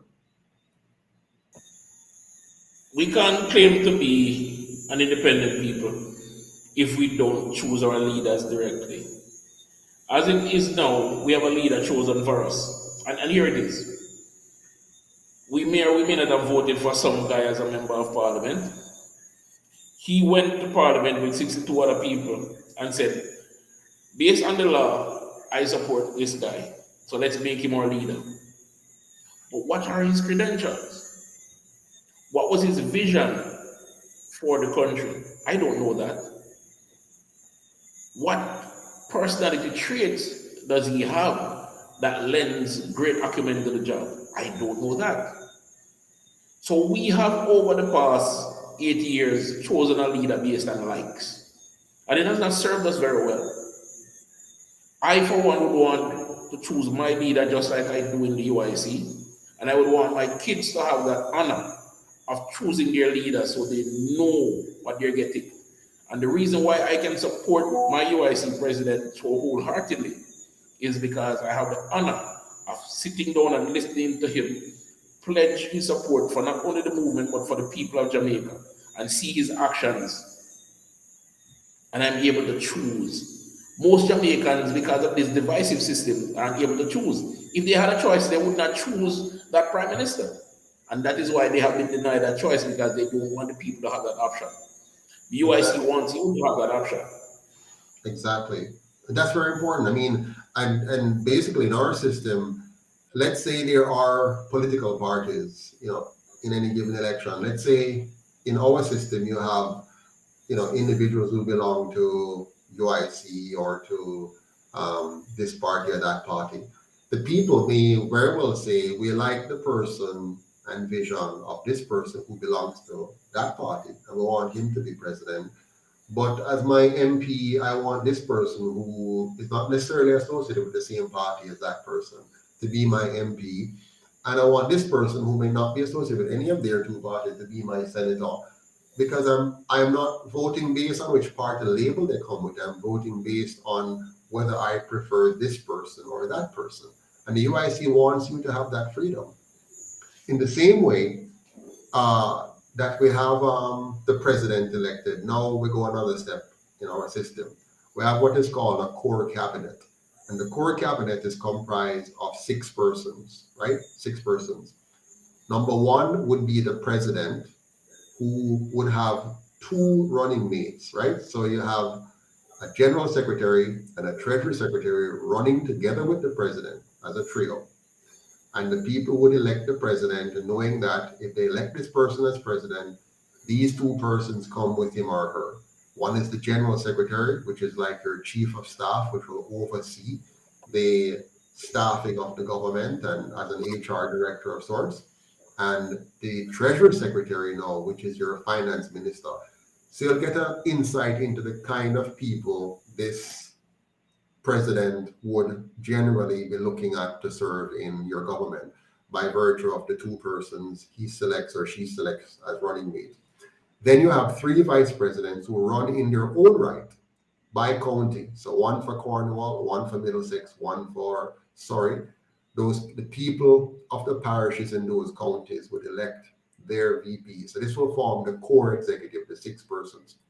These 6 core persons will now be the ones who nominate qualified and competent Jamaicans to serve as ministers of government. They will not select anybody who is already elected as a senator or an MP. They are not allowed to be nominated. We're now going to have separation of powers. So the executive branch won't be commingled with the legislative. So the 6 core members of the core cabinet will nominate qualified and competent Jamaicans from anywhere in the world to serve as ministers of government because they have the qualities and qualifications to serve. The Senate would then vet these persons publicly and make a recommendation to the House, and the House of Representatives or MPs would vote whether to approve this nomination or to reject it. And so we will have the full complement of ministers forming the broader cabinet, and they're fully separated from the Senate and fully separated from the MPs. The senators, unlike what we have now, where senators are appointed by party leaders, in our system, the senators would be elected by parish. So each parish would elect their senator to go to the Senate. So your senators now will have a parish focus when they look at any laws or bills that come to them. And your MPs now, by our rules, must live in the constituency they seek to represent. The senators must live in the parish. The MPs must live in the constituency that they seek to represent. So now you're going to have true representations, people who live and work in the areas that they're representing, and an executive body which is separate from those legislators who are qualified persons. We call them subject matter experts. So the health minister will be somebody with significant qualifications in health. The public works minister would be somebody with significant qualifications in civil engineering and similar kind of stuff, and so on. So we're now going to have qualified persons sitting in the executive branch. They know their subject areas fully. And then you're going to have your legislators now being truly elected by the people in their constituencies, be it parish or constituency level. And they would have been publicly funded in their campaigns. So they can stand up in parliament, if you will, or in a Congress that we're going to call it, and speak clearly without worrying about their party dismissing them and not funding them, or private bodies not funding them later for their next re-election. And same thing for senators. Very independent, able to stand up for the rights of their constituents, and fully empowered by this new model that we put in place. What are your thoughts, Mr. Chairman? Now, first thing to point out is that the vetting will be the Senate looking into the person's qualification to do the job. It's not a rubber stamping process. It's a genuine interrogative process to determine someone's fit. So let's establish that. Right? Also, when you look at how the whole thing will come together, you realize that it creates that clear separation that has been spoken about. So you will have a functioning government. Now there is a recall/impeachment process for all these persons, because if they're not functioning, the people. So is that a political tool now where a politician can ambush the process, but the people will have the ability to recall or impeach the individuals who are not performing? So there you find the checks and balance where a person is vetted to get in a meaningful way, and their performance is measured while they're on the job to make sure that performance is maintained. A good part of this as well is that in the current system, the Prime Minister, for example, is able to appoint whoever he wants in a ministry, and then he can reject them if he wishes. He can fire them if he wishes. In this system, the President, in consultation with the other 6 members, which include regional representation by the VPs, must get consensus in that team and then recommends it to the Senate. And then the Senate now has no obligations to the President, because remember, he has no say or she has no say in their appointment to the Senate. They were elected to the Senate in their own right. So there's no link between them. So there's no favors owing between them. So the Senate now can do its deliberation honestly or independent of the executive, the core executive branch. Similarly, the House of Representatives will be free. Now, if when those persons are elected by the House to serve, let's say the President wants to remove one of them, the President can't just remove one of them. He has to now make a recommendation to the Senate, and defend the reason why he wants to remove the person. The Senate has to buy that reason and then make the recommendation to the House for that person to be removed. So what you now have are qualified and competent persons who can't just be dismissed because they're rubber stamp followers. They can now, for example, within the executive branch, they can actually stand up to the president and have a conversation. Let's say the president wants to make a change that the person doesn't believe is in the best interest of the nation.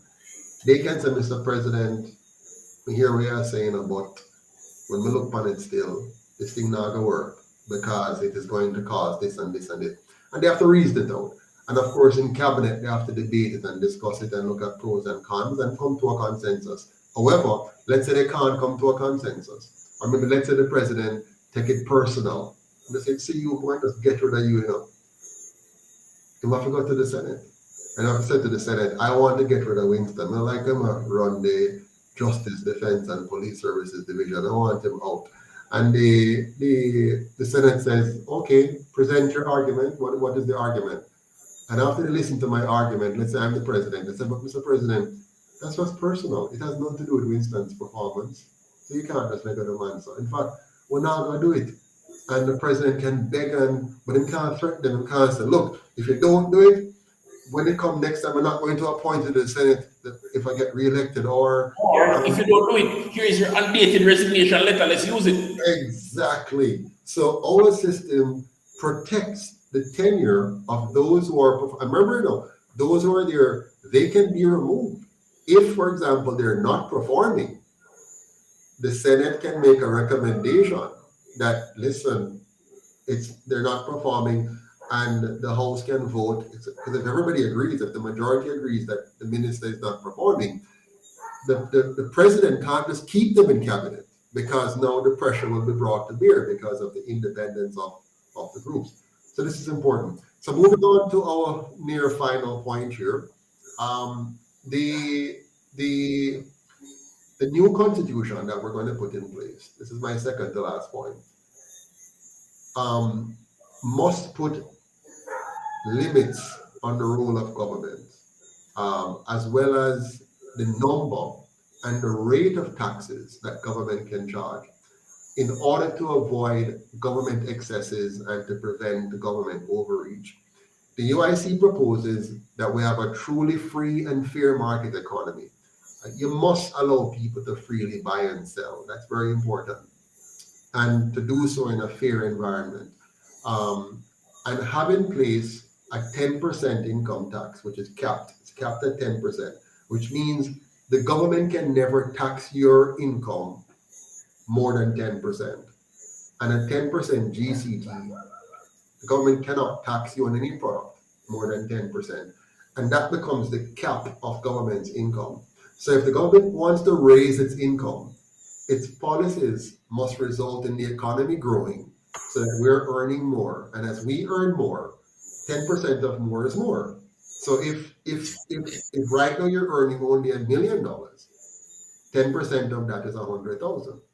And if we move you to a position by virtue of government policies making the economy more robust and more productive, you move from $1 million to 10 million. So now the government moved from getting 100,000 to getting $1 million in taxes. So we want to cap taxes, the number of taxes and the rate of taxes. So a UIC constitution mandates only two taxes: a income tax, 10% on all sources of income, and a sales tax of 10%. And those two taxes will serve two different purposes. The income tax will focus on public goods and services that you need to get, while the 10% GCT will focus on, one, poverty elimination, because what we want to achieve here, we want to make sure that we fix the age-old problems of poverty, which has become systemic. We want to reverse that. Two, we want to protect the environment with this tax. And three, we want to ensure we have an emergency savings fund, a kind of a sovereign wealth fund that builds up and allows us to address emergencies when they come, or deal with major fallouts, like if you have a pandemic or an earthquake or a hurricane that is very destructive, we have the means to recover very well. So two taxes, a limit on government, very designated in their purpose, and manage to ensure we get the services that we need, as opposed to giving government the freedom to tax at will and to spend at will. Your thoughts, Mr. Chairman? Well, there's very little to say at that, because that's what we aspire to. Now, it's simple mathematics, because if there's a cap on taxes and the country wants to earn more, the politician wants to take in more into the country's coffers, then instead of leveling more taxes, you need to increase productivity. So you have a broader tax base to tax. So simple mathematics, and I know the people understand that. But Mr. President, can I ask you one favor? I know you're pressed for time. Yeah. And I know why you laughed earlier. I did too. Firstly, can you take a few questions at the end, because I realize... Sure, definitely. I'm going to do my last point now, then we're going to turn to questions. Go ahead. I'll keep my comment short, so you can go ahead. Sure, thank you. So my last point is this. The new constitution must ensure that our water, our food, and our energy is secure.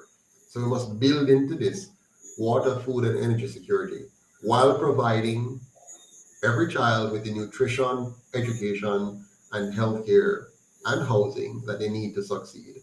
This includes respecting our right to generational family property and a housing model that ensures 90% own ownership rate, supported by a workfare program.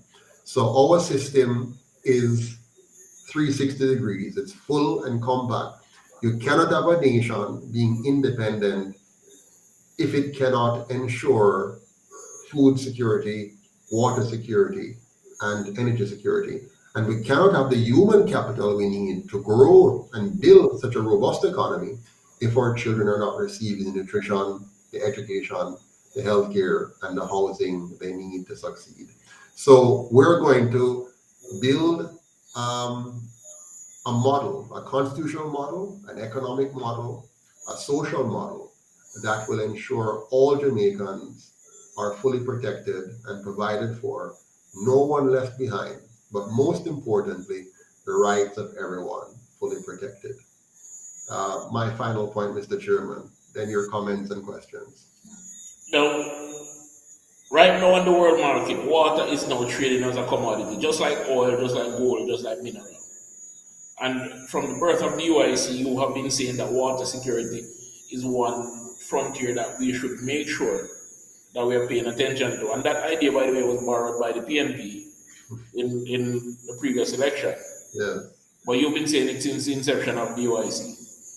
Now, if we pay attention to what is happening in the world, we realize that your words are fortuitous, and that water security is important, and all major countries are talking about it.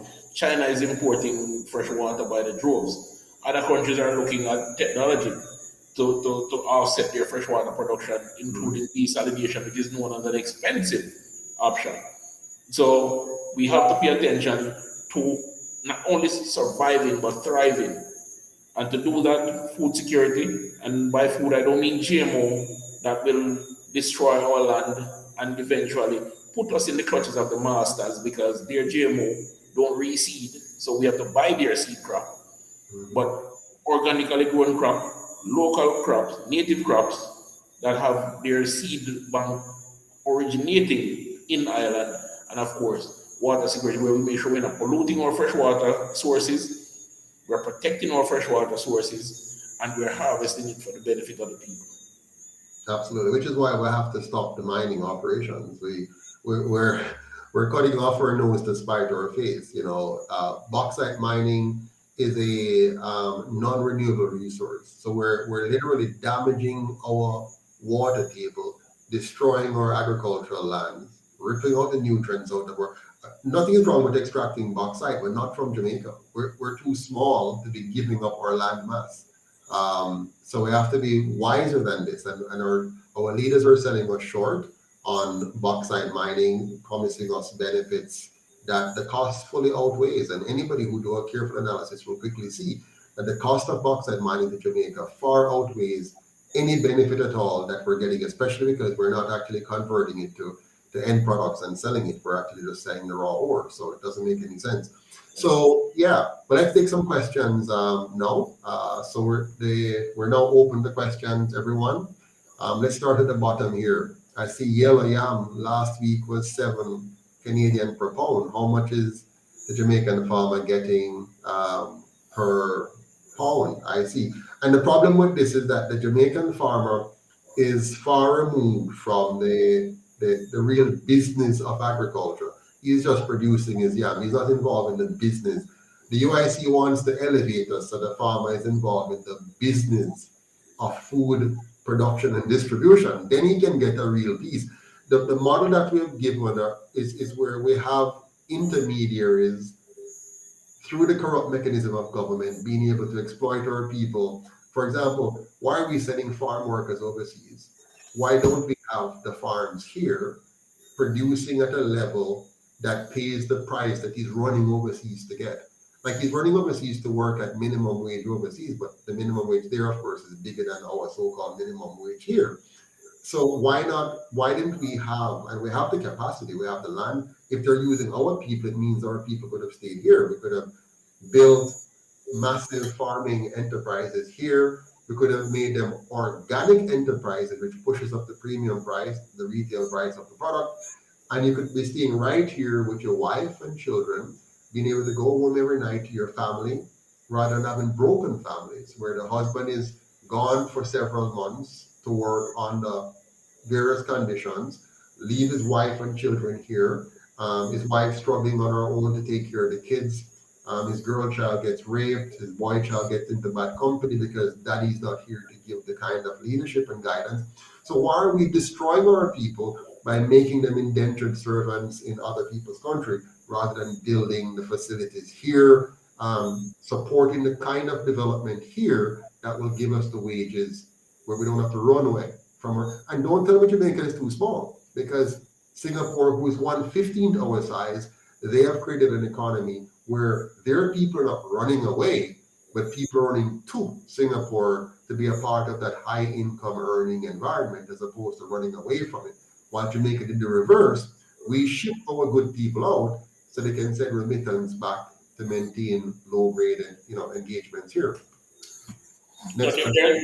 There are several questions for the day, but there was a question earlier that asked, if an election was to be called, does the UIC have candidates in all the constituencies? And the answer is no. We don't have candidates in all the constituencies because we're waiting on you. There are two things the UIC needs to have candidates in all the constituencies. We need visibility, and we need the resources to gain that visibility. Now, if we were operating in a level playing field, what would have happened is every day you wake up, you'd hear on the news, JLP position, PNP position, UIC position. Well, you're not going to hear that. So we're off the news. So if we're going to be able to reach people, we're going to have funds to be able to go in the nook and crannies and talk to people, being able to buy services of persons who are experts at marketing and advertising and PR and stuff, which we don't. So we don't have the money to buy those skill sets, and we don't have persons with the skill sets who are volunteering to give it. So you're not going to see us looking bright and beautiful like the other parties who get $300 million to do that. So we, the people, would have to invest that money, right? So I have invested my money.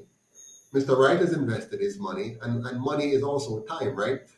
When I give 1 hour, like I'm on this call now, this live now for 1 hour and 48 minutes.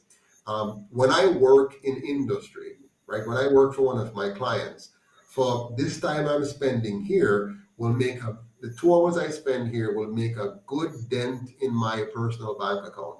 So it means if I'm dedicating this time to us, to our venture, it means that my bank account is going to be less 2 hours of my rate of time. And I'm a chartered accountant and I serve companies here in Jamaica and abroad. Okay, so my time is important. Mr. Wright, similarly, he's engaged in his industry, and every time he spends on UIC business, it's time away from building his business and contributing to his family's bottom line.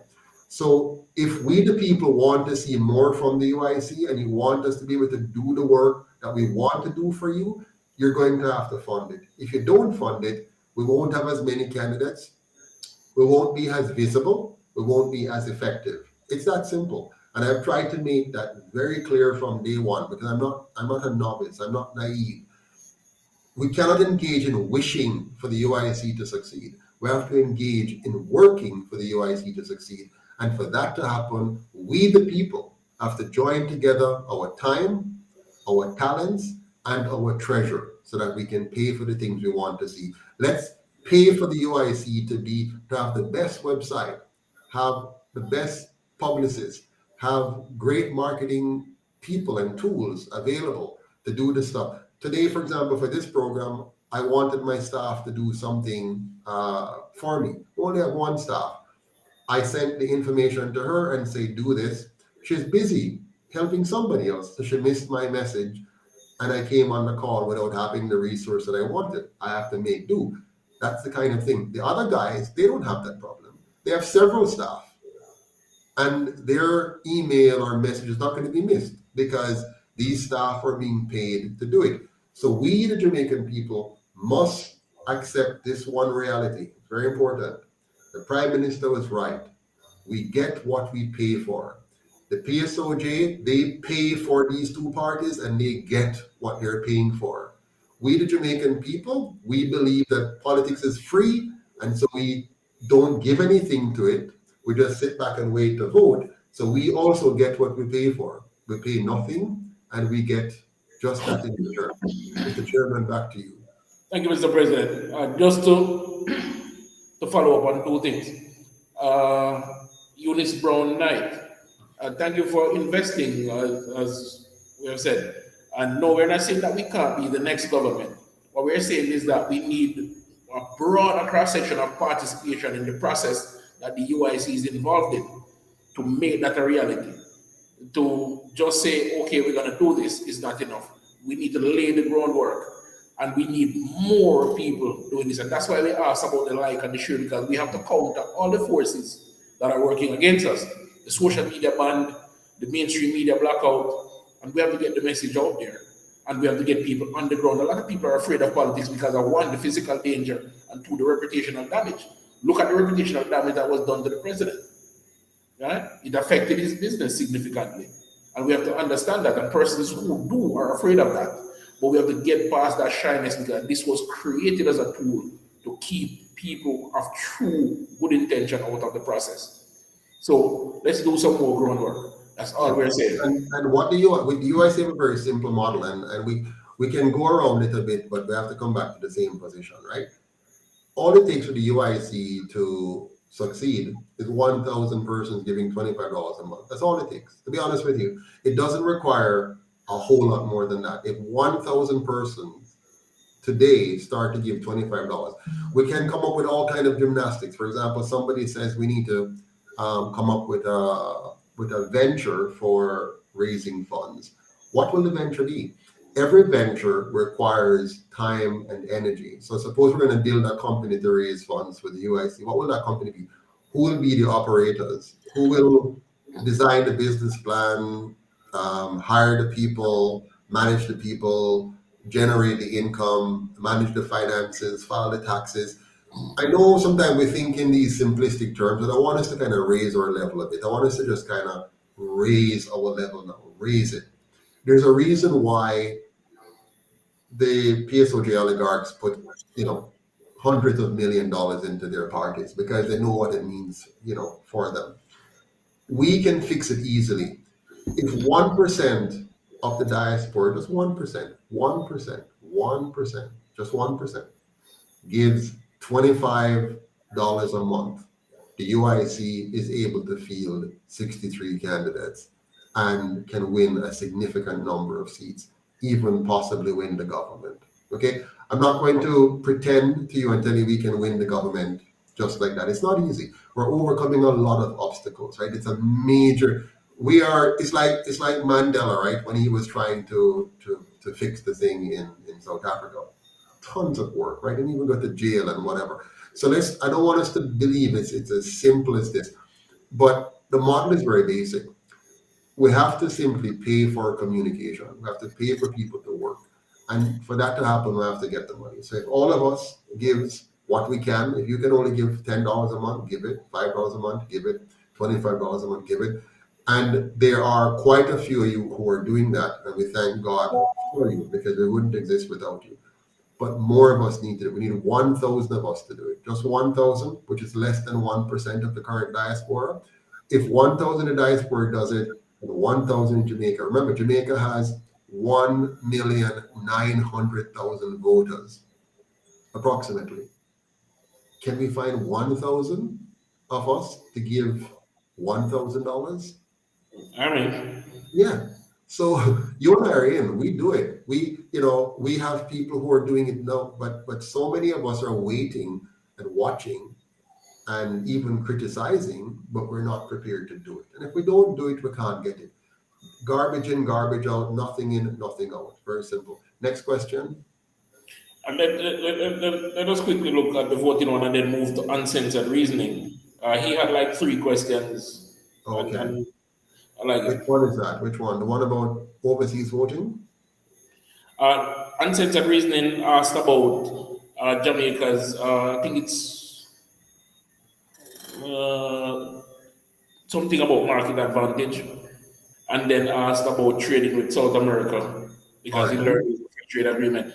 So overseas voting, that is yes. The UIC believes that the diaspora, once you're a Jamaican, wherever you live, you should have a vote and a voice. So we Yeah. believe in that.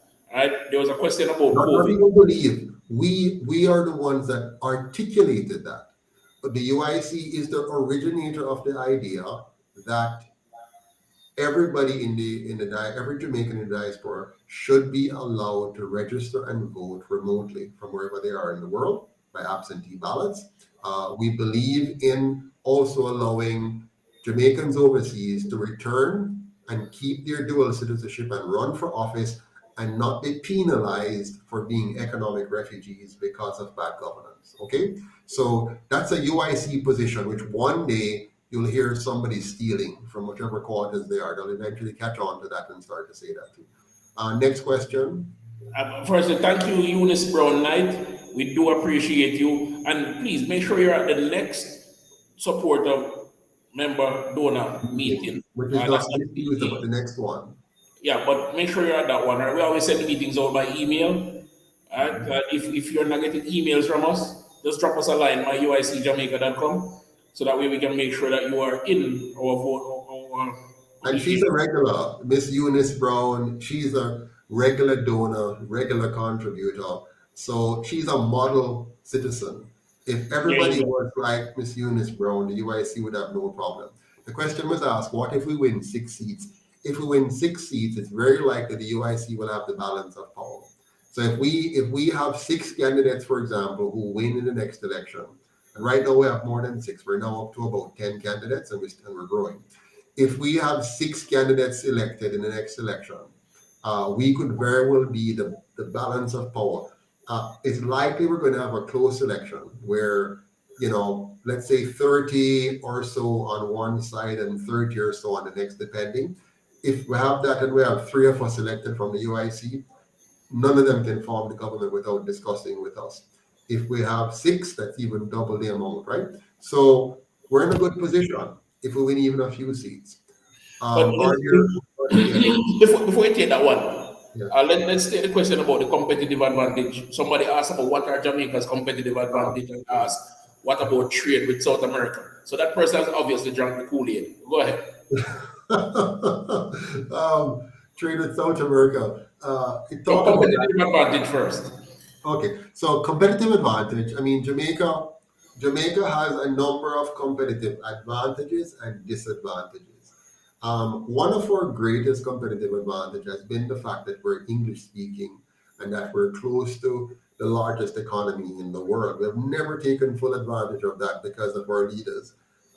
We also have an advantage in organic agriculture, which we have not tapped into. I mean, we've just left it. In fact, we've decimated our farmers by building an import-based agricultural sector where we import fertilizer and we import seeds. So we have actually been wiping out our farmers by that model, led by the 2 parties. So if we reverse that and move to an organic model and build Netherlands-style mass farming enterprises that are built on technology as well as science, the science of our own indigenous abilities, we can do very well. We also obviously have an advantage in terms of our brand and its relationship to tourism. So if we were to do what the UIC said and make all of Jamaica a tourist destination by making all of Jamaica safe, clean, and orderly, all of Jamaica look, smell, and feel like a tourist resort, then, we hands down, Jamaica would more than quadruple its tourism enterprise. But we have to make sure that it is grassroots tourism. So the money is coming in and being spent at the grassroots level rather than being monopolized by external forces, building hotels here, then managing that, and then putting the money out to even buy imported food for the tourists. Let's give our tourists our indigenous food, our indigenous entertainment, and give them the experience in our communities. So again, tourism is great. Agriculture is great. Proximity is great. Language is great.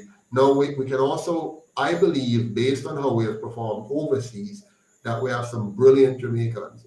I would like to reverse the brain drain by creating an environment where it's easier for Jamaicans overseas to come back, even if not to live here, but to invest here, set up companies here, use local labor here, do knowledge transfer here, and build a lot of productive opportunities here. So because we have brilliant Jamaicans right across the world. They've gone to Israel, they've learned stuff, they've gone to Germany, they've learned stuff, they've gone to Japan. They're all over the place. So if we create an incentive, rather than giving special incentives to other races to come into our country and monopolize it, why not give those incentives to Jamaicans living overseas and to entice them to come back, give them the protection they need, give them the resources in terms of information that they need and support they need, and remove the corruption barriers and make it easy for them to come back, bring back their assets to this country and engage in commerce here. You're going to find that, you have 4 million Jamaicans overseas. There's at least 500,000 of them that are brilliant who would come back here instead of manufacturing plants, production plants, knowledge transfer opportunities, technology opportunities, use local labor, build those up, and make Jamaica a mecca for a number of products and services, Mr. Chairman. Jobless asks, why doesn't the UIC have fundraising events in the diaspora? Yeah, well, we can. It's just that you're going to have to help us. I mean, how are we going to, just imagine we're going to have a fundraising event in Toronto where, I spend time. What's involved there? You need a group of Torontonians to come together and say, we're going to have a fundraising event. They have to put the manpower in and the time and energy and the funds. You can't do things without funds. Like you have to have money, some money to go into it to make it happen and so on. So we're very open for that. So let's get together. We have a Toronto group, we have a UK group, and we have a USA group. So yeah, raise your hand. Tell us you want to join one of those groups and we'll add you into the group and you provide leadership. Leadership is bigger than me. Like all of us can lead. All of us can provide leadership. Not when we leave the UIC. Then we suddenly find all the energy and skill and time to get things done. We can do it while we're inside the UIC before we get upset and leave. We can be in the movement and we can get involved, put together a group and plan a project and say, hey, we're going to have this project or that project, and you get the blessings of the NEC and we accompany you on this and you do the project in Toronto or London or Cambridge or Georgia or Atlanta or wherever it is and get it done. There's a next question. Does UIC have plans to join with other non-traditional parties? I'd love to answer that. What is your choice? Go ahead. You can go ahead, Mr. Chair. The UIC believes in unity and that a united front is needed to tackle this great disservice to our people and tear down this establishment of corruption. That said, we're open to uniting with anyone who is willing to do the work necessary and who believes in true freedom for the people and the kind of freedom that UIC wants for Jamaica. We are subbing in our own countries, our right to life, liberty, and property is protected equally. If you believe in those things, if the UIC manifesto appeals to you as a movement, we're willing and open to work with you. However, there has been no viable opportunities to collaborate with any of the non-traditional parties that exist as yet. And So by the we way, may- we have spoken with many of them. I mean, the UIC over the years have spent a lot of time trying to work with the PPP, for example. They're just not organized enough. They're not organized. They're not settled. They're not mature enough to engage in the conversation proper. We have spoken with the ND and we've spent time, talking with them. So it's just weird, right? They just don't seem to have the capacity to get things done. It's just talking without getting anywhere. So we can't afford to do that. But I see some comments here as well. Please give us contact information. Our contact information is, let me see if I can put it on screen here. Here's the number. So that's just WhatsApp this number and you can be in touch with us. We also, our website and everything. Here it is. You can, send an email to us at info@uicjamaica.com or call any one of those numbers to, get going there. But I see a question here earlier on, standardizing patois. All of those are nice things, right? I mean, I love the idea that we have two languages. When I'm abroad, I tell people I know two languages. I know English and I know Jamaican. And so I'm very proud of our vernacular and the fact that we can communicate in colorful ways that others can't. So yes, in due course, we'll do that. We just have to do things in stride based on our ability to manage and get it done. I saw a question I really wanted to touch on. Here's one that asked about how much it would cost to field those 6 candidates. Yes. All right. So you can look at it a number of ways. You can look at the maximum allowed by law, right? I think the maximum allowed by law is 15 million per candidate. The last time I checked, do you know a different number, Sir? Right? No. Right. It's about 15 million per candidate for election spending. Now, the trick about elections that many people don't know because they're not seeing it daily. The way you win an election is not what you do just at election day. It's what you do prior to that. The field work is done before you get to that. So you need to spend time getting in place your ground team. And I'll give you an example so you understand. There are, in my constituency of Northeast St. Elizabeth, there are 4 divisions, and across these 4 divisions are 121 polling divisions, which means 121 boxes generally minimum, all of which needs to be, all the boxes in that division must be accounted for and managed. So you need 2 indoor agents, 2 outdoor agents, your drivers, your conductors, your support team. You need, a supervisor for that PD and so on. If you're going to manage that election process very well and make sure that you're fully engaged and can win. So you're talking about doing the field work prior to election to get those people in place, get them trained and get them ready. Then you have to go around to the community through these field agents and figure out where you have support and where you don't and what you might need to do to convert that into winning. And then on election day now, all these people need to come out and be working for you on the day and doing their jobs properly to make sure that you win. All of that takes money. Even if the persons are volunteers, they're still costing you money. Money for t-shirts, money for armbands, money for clipboards, money for refreshments, money for transportation, money for communication, and all that kind of stuff. So it all requires funds. So, depending, if you really want to win the election, you're talking about, at a minimum, the 15 million that they're talking about to spend. At a minimum, you're going to have to spend that. You might get away with 7 million, and that's like previous year's numbers and so on. So it's not small change. If we, however, do what I am proposing, and we have a consistent diet of about 1,000, 2,000, 3,000 persons giving $25 a month, then you can budget out and spread it out and build up your team and get things in place for the elections. Okay, long answer. Next question. So somebody had asked, is microfinancing profitable? I'm Okay. not sure whether. Well, microfinancing is very, very profitable from if you're talking just microfinancing by itself, because there are companies right now in Jamaica, big companies actually that are involved in microfinancing. So it's all about what you're doing. Are they asking it in the context of the UIC doing it? I'm not sure the context. I just asked. Okay. Right. So microfinancing can be very profitable depending on how you're doing it and under what set of rules you're doing it.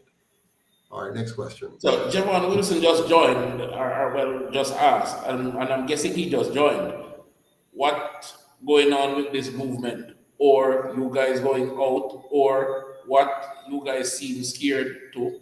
We need another protest downtown again. Listen, Javon, let me be frank. You guys don't have the appetite. I know that I said you guys, and you guys don't have the appetite for a street protest. When the UIC has called for protest, nobody turns up. So we can't go on a protest if there is no support. Simply put, we are volunteers and we have work to do, meaning work to build the organization and both work in our social lives. We would be happy to protest the various social issues, but there are so many of them. And again, you guys keep quiet on these issues. So the UIC is not getting the feedback and the support on these issues. Now, we use other means of communicating around the issues. We do press releases, we do tutored sessions like this, we do lives, etc. So feel free to tune into those. Now, we are willing to mobilize when there is an issue, and we'll be happy to mobilize when there is an issue. But the people have to be the one that drive this process. Yeah, and besides, I mean, just protesting for protesting's sake is not really very useful. The real protest is on election day. The real protest is we the people funding our own party so that it has candidates who are electable in constituencies, and come election day, we would have had the funding to do the groundwork and are ready, and will bring those votes in, and then we go to parliament where the real protest is going to be when we have the balance of power. If in the next election you help us to elect, say, 6 or 10 candidates out of the 63, and neither of the two traditional parties have the power to form the government without negotiating with us, now you have real protest. Now we can make if we just go air up our mouth and, yeah, and they lock up one of us again, like they locked me up, the other time. Right now, most people have forgotten about my arrest, and they forget about my legal bills, and they forget about the fact that And the court battles. every few months I'm going to court and I'm going through you have all forgotten about it and moved on with your lives. But my wife and I, we can't move on with our lives. We're stuck in this until it finally is resolved, whenever it is resolved. So we can't just run out there and just go do protests for your sake, for you to feel that we're doing something for you to clap and cheer about. We need to be really pragmatic here and sensible and go and make sure that we really elect UIC representatives to change course. But a question here I want to respond to, it says here, where is it? Right. Investing with the UIC, but still no political bank account. Can that still work? Well, of course, it has always been working. Yeah, go ahead, Mr. Chairman. I have been charged with securing a commercial bank account for the UIC in Jamaica. Myself, VP Neil, as well as the treasurer. The finance committee is working with us to get us organized. The president has nothing to do with the process. It has already been delegated to myself. Now, we don't have a commercial bank account. Well, let me correct that. We have a commercial bank account that we use, which was donated to us in the early days of the movement by the president. That account holds only UIC funds, and that account is audited every year as part of our fiduciary obligation to report on the organization finances to the government. every audit has been fine. So there's no hanky-panky with any monies there. Let's continue. We have been trying to get an account from then until now and have not. In recent times, since another person lied and bring attention to this issue, we have been turned down by 4 banks for an account. But yet we continue. And we'll report on this. And as a matter of fact, I'll be honest and say that the president has asked me to report to the members on it, and also to do a live to supporters on it. And I have not found the time because of how busy I am. I take full responsibility for that. But let me ask you, have you asked other parties if they have an account? Because if the UIC is having difficulty getting an account, I'm sure they have the same problem. As a matter of fact, another upcoming party has told us that they have the same problems in getting an account. So why is the emphasis on the UIC? That is an interesting question, and you need to ask who is pushing this narrative.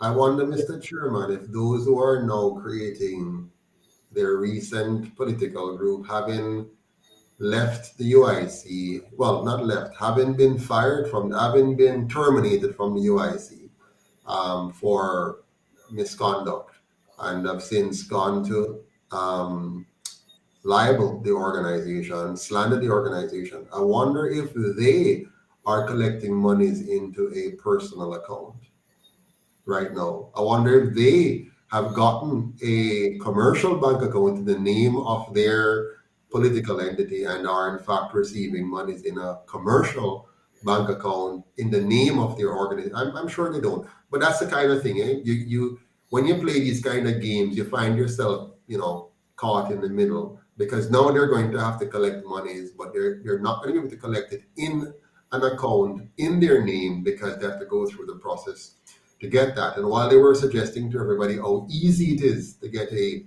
commercial bank account, but I want to tell you more. I would not be surprised if, in short order, the powers that be see it fit to grant them a bank account just so that they can continue to try to undermine the UIC. Watch me carefully. Notice what happened when we became a political party. After fighting with the ECJ for nearly a year, we fought with them and they fought hard to prevent us from becoming a party.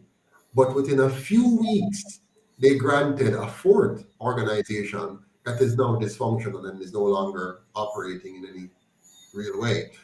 So the powers that be, they know the games that they're playing, and they know that our people are not necessarily paying attention and sophisticated enough in their analysis to appreciate the tricks and subtleties of how they seek to prevent another political movement from rising up that can challenge them. They will always authorize people who they know are no real challenge in order to dilute and water down and confuse, in order to keep in place the system they have already. Yeah. All right. So what I would like to say to Jamflix, I realize that you're very interested in getting knowledge about the budgeting for those funds projected and estimated for an election activity. We'll be happy to work with you on that. Unfortunately, this program is time sensitive, so we won't have time to go through all of that. Also, we don't have that information on hand right now. Just some of it. What you can do is just use the email address and reach out to us, and we can share that information with you. And usually we post these things on our Facebook pages as well, because we want to keep members informed and donors. And also at the donors and members meeting is where we can get into that in greater details, because that's what those meetings are for. So if you're a donor and a member, you will get an email invite and you join. If not, become a member or a donor and make sure we have your email details, and we'll invite you to the meeting where you can ask those questions and get that information firsthand. So sorry, we won't be able to go into all of that budgeting question with you right now, but grab the email address and reach out, and we'll be happy to talk to you on it. Back to you, Mr. President. Sure. No, any other questions before? Javon says we don't know what we're talking about, and teachers can protest. Why not the UIC? My brother, I did not say the UIC can't protest. And we're not going to be goaded by you into a street protest. The UIC is an organization that has to focus on several activities on volunteer power only. If you, sir, wish to see more visibility from the UIC, it means that there needs to be more visibility from you. So please get in the trenches with us. And when we have the numbers and the necessaries, as well as an event worthy of our presence in the street, but bear in mind, there are plenty of those, we will be there with you. But first, we need you. We don't need a keyboard warrior that will vote us and bait us into being in the streets in an unplanned and unsophisticated way. We have to protect the organization, the longevity of the organization, and the reputation of the organization. We do appreciate your opinion on this. We appreciate your passion. Well, let's channel that passion into a constructive output. Join us and let's work. I see a question here on what is your position on God and His Son, Jesus Christ. I'm going to respond by saying that the UIC respects the right of everyone to their choice of religion, and so we're very sensitive to protecting your religious liberty. We believe you have a right to worship as you see fit, provided your choice of religion does not involve the use of force or fraud against the life, liberty, or property rights of anyone. So we don't specialize in, it's like government, and you don't want a government that is there to support or promote any one religion. You want a government, you want a constitution that protects your religious rights, your right to your choice of religion. And so the UIC protects your right of choice of religion. So we, as a political movement, does not espouse any particular religious preferences. We respect the Rastafarian, we respect the Muslim, we respect the Christian, we respect the Hindu. Whatever your religion is, you can be assured that the UIC will protect your religious liberty rights. And we will not foist upon you anyone's religion, nor will we foist upon others your religion. Thank you, Entrepreneur Product Galaxy. Glad to know it's your first time and glad to know you see what we're about. Also, check out our manifesto online. It's on our website, uicjamaica.com. That is the foundation document. You will find all the things UIC there, and let us know. If you're impressed here, you'll be even more impressed with what the president has put together for our vision, our mission, and overall our philosophy. Cappy Smith, I love the idea. And again, as the president said, we need connections to make that happen. So if you have those connections, or if you can cultivate those connections and reach out to us, we'll be happy to listen and happy to take advantage of it. We know we're going into election season. We know local governments are around the corner. We're also appealing to persons who want to represent their community, who want to see this change to be the change. I'm not this guy, but I find it necessary to support the UIC vision and mission. So that is why I'm here tonight and all the other days making sure it happens. Silver Cat, first change if you're in power. So what is your first change if you're in power? My first change if I'm in power. That's what he said, the first change? Yes. The UIC's most important goal is to ensure Jamaica has good governance. So you're going to find us laser focused. Good governance affects everything from your police to your economy to your education, all of these things. So good governance. So when we are elected, you're going to find us balancing the priorities of the day-to-day and trying to get us to a new system of governance with a new constitution to ensure proper checks and balances. So day-to-day, we will have the immediate issues of crime and violence to address right away in terms of immediate actions. You would have things like the grassroots economy that we want to make sure we build so that we stop having the oppression of our small businessmen and women and the oppression of our microeconomy and really unleashing that with immediate policy. And while doing that, leading Jamaica to embrace, to enforce, to entrench a new constitution that will ensure proper separation of power, proper checks and balances, good governance to eliminate corruption so that more money can flow into the productive sector and into delivering the services Jamaicans need as opposed to continuing to feed corruption. Thank you, Mr. President. So again, the Javon Wilson, reach out to the UIC and we'll talk some more. All right? Ultimate corrupts. I think this person said ultimate power corrupts. A total new party is necessary. necessary by whatever means. And DUIC is definitely that. DUIC is the only registered party that is not part of the former colonial power structure. Okay? So let's know that DUIC is different, new in every respect. Brand shining, spanking new. What is our take on BRICS? Lovely question. Yeah, I So, do. so BRICS stands for, let me see if I remember, Brazil, Russia, India, China, and South Africa.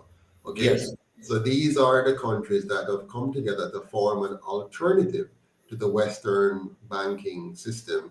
As you know, the Western banking system is really a weapon designed to manipulate and control other countries. And so the BRICS countries are going against it, and rightly so. They're doing a right thing to counterbalance that. But I have to warn us to be careful that we don't jump out of the frying pan into the fire, because the BRICS countries, you know, the leadership of those countries also have their intentions as well, right? So you don't want to end up leaving one, embracing the other without ensuring that you put in place proper checks and balances to protect against just creating another form of the same thing. It's like, for example, let's say other third parties come up in Jamaica. You have to examine them carefully. What are they really taking you to? So one might come up and they might tell you all the things you like to hear, but they're really not preaching true reforms, right? So they can tell you free education, free healthcare, free housing, or whatever, and it sounds nice. And then let's say you vote for them, but you never get a true certainty that they were going to put in place good governance. So now you've jumped out of one set of evil and you're in another set of evil. I don't trust any country that does not believe in individual freedom and protecting the sovereignty of their citizens. So if I'm going into an association with a country that doesn't believes in protecting individual rights, I'm going to be wary of that. So while I'm happy for a counterbalance to the Western system, I also want to be cautious and be pragmatic in how I formulate my engagement with the others who are, proposing something else. Definitely. And also the thing to point out about BRICS is this. It is an extension of the Cold War system fighting against the petrodollar and the banking cartel. So they're not 100% noble, even though they offer an alternative. And if they are to succeed in their efforts, and let me not use a strong term here, to hell with it, and they ruin the petrodollar, it means that all our sovereign debts nominated in that currency just evaporated. So I for one, I'm very pleased just to see that taking place. I'm hoping my kids don't owe trillions of dollars in illicit and immoral and illegal debt. So I have to put that out there. Yeah, there will be a number of consequences. I mean, if we fully understand the economics behind all of this, I mean, I want to see a destruction of the Bretton Woods system completely. It's wrong. It's immoral. You should never have any currency, any national currency, having the status of reserve currency and the ability to print unlimited amounts of that money and push it into the market and undervalue and devalue other countries' currency and so on. Like Jamaica, for example, every time we borrow money, we're devaluing our currency here because we're borrowing unnecessarily and excessively and not for true production. But that's another story. But any other question, Mr. Chairman, before we wrap it up in 2 minutes? Yes, there's a question from Roundtable Talk TV. I'm not in Jamaica, but are there UIC candidates in their constituencies on the ground? Okay. Well, of course. Yeah, we're on the ground, and again, remember, we're on the ground, and we are limited by number of factors. But yeah, man, Winston Wright over there in Eastern Westmoreland. I'm here in Northeast St. Elizabeth. Dr. Coretta over there in East Rural St. Andrew. Vincent Crawford over there in Northwestern Manchester. Mr. Barnett down there in central Kingston. So, we have persons in their constituencies working. You don't remember, the news doesn't carry us. Okay? The news doesn't carry us. So it does take a bit of work. The other day I had VP Powell over here in Portland. All the misery she saw and reported to us and created a little TikTok out of it and so on. Again, that doesn't get carried on the news. You don't hear news flash, UIC VP, Jasmine Powell walked the streets of Portland today, and these are the stuff that she spoke about, the people she spoke to. You don't hear that. If one of the other two parties barely just pass through the air, it's going to be fully reported, and you're going to see them on the TV talking, right? So let's understand the war we're fighting and what we're doing. Quick thing, somebody said earlier on, I don't remember where it is now, but they mentioned they said I'm very eloquent, but I need to speak the language of the Jamaican people in order to connect with them. What is your take on that, Mr. Chairman? I saw that question and I wanted to ask the person, what is it you think the president needs to do to have his delivery connect with the people? And my reason for asking it is simply this. I am a believer in bringing people up to a greater standard, not dumbing down to theirs. Right? And so your eloquence is not a problem for me. It encourages me to learn and refine my delivery.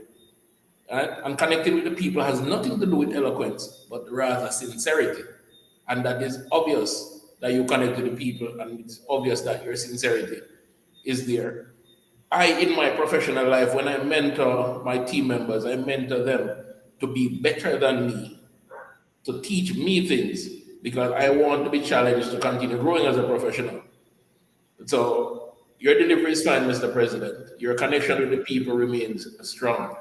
I find when I talk to people, in my constituency and so on, people understand me very clearly. And the reason why the UIC has grown is because we have connected with people and, explain. I've had persons who have interviewed me and said, Mr. President, would you cuss a bad word? And he said, would you use some colorful, and he says, not bad word, and it says, way of talking or whatever. And I said to him, I have no problem with a person choosing to speak that way, but I don't see the need. I don't need that help to communicate. So for me, I don't find that I need to do that to communicate. Now, somebody else might believe that in order for them to get their point across, they do need to use those choice words. And that's fine. That's your choice.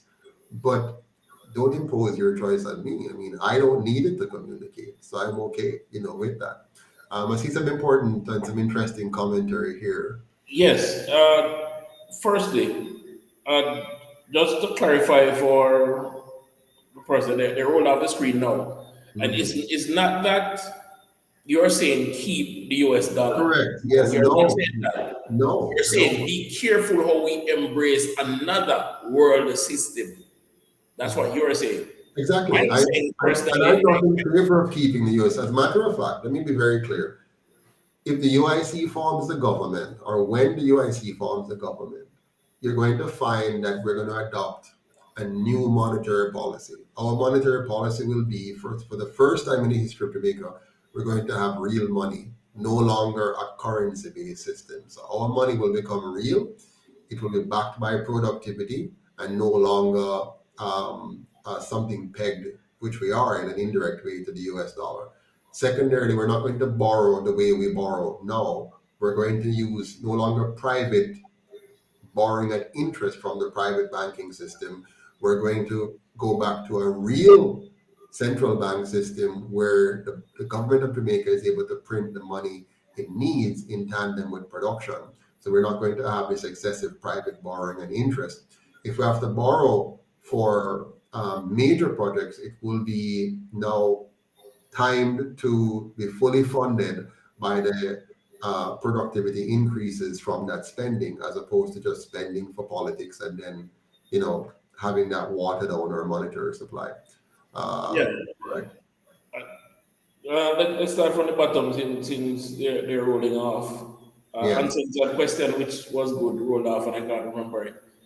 Javon, again, my brother, you're inferring what the UIC has not said, what any of us have not said. This has nothing to do with uptown or downtown. What we're talking about is a busy set of people who don't have time for frivolity or the consequences of indulging persons for the sake of indulgence. Right? Anything we're doing has to be structured and endorsed by the national executive, and it has to be meaningful to the people of Jamaica and advance the movement. Oh, yeah. It's Mr. Chairman, it's hardly even worth the explanation. It's just simple. I mean, we go everywhere. The UIC has been downtown, Halfway Tree, Manchester, Clarendon, Maypen, Mandeville, Santa Cruz, everywhere. So we're not the question, I'm not sure what the purpose of the question is really. The bottom line is we will go anywhere we need to go when we need to go there, right? Any part of Jamaica. So that's the bottom line. A gentleman for the truth that rolled off the screen, we appreciate what you do when you do. Just know that from the bottom of our hearts, for the work that we do, whenever you find it to donate, it is appreciated and it is used with the utmost care. Thank you for donating. Thank you for spending time with us. And keep sharing our message. Keep sharing our ideas. Keep sharing our content. That is just as good. I would love you to have a show on Bitcoin, how it may be the most practical way for poor people in any country becoming financially empowered. I have done some talks on Bitcoin before, and what shall I say? Bitcoin is another form of trading. I don't want to use the word money or currency because they have very specific names. I cannot be a big promoter or discounter of Bitcoin. I just see it for what it really is. Bitcoin, is another product. It's not working very well as money or as a currency because people are not using it for daily, regular trading.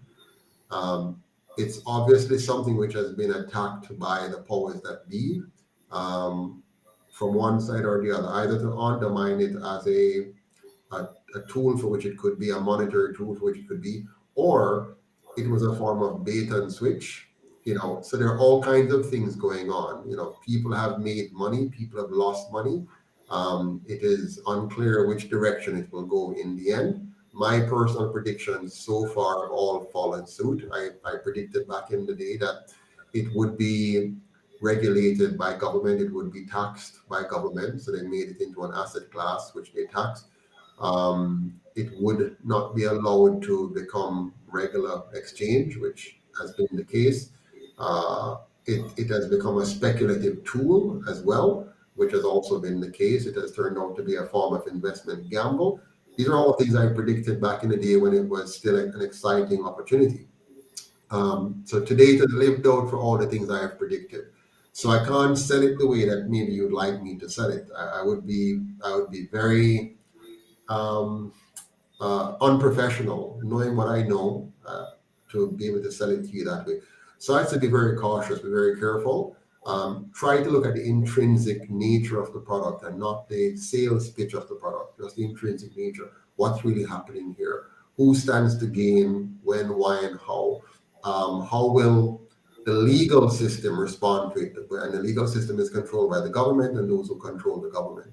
And of course, the banking sector is a big funder of governments globally. So you can get your cue as to where any product is going when it conflicts with the banking sector and those who fund the politicians. Because overnight, something that you take for granted, somebody can say it's illegal, just overnight. Like, for example, back in the 1970s, they made it illegal for you to have gold, right, to own gold in the US environment, right? And overnight, they also severed the gold backing of the US dollar. So you can't trust governments when they're not tempered by a constitution that protects your rights from them. And that's why the UIC is so big on giving you a constitution that would protect you from government. So no government, for example, should be able to get up and say, you can't own gold. or 1 minute they're going to peg your dollar to gold, and the next minute they're going to sever the link between it and put you at risk the way that they've done, over the last 50 years, right? So please be careful about how you sell any new venture, be it BRICS or Bitcoin or any other grandiose invention. Go to the core of it. Does this protect my individual rights or not? Is my individual sovereignty intact or not? And no matter how nice it sounds, look at the player. Is the player one that respects individual liberty?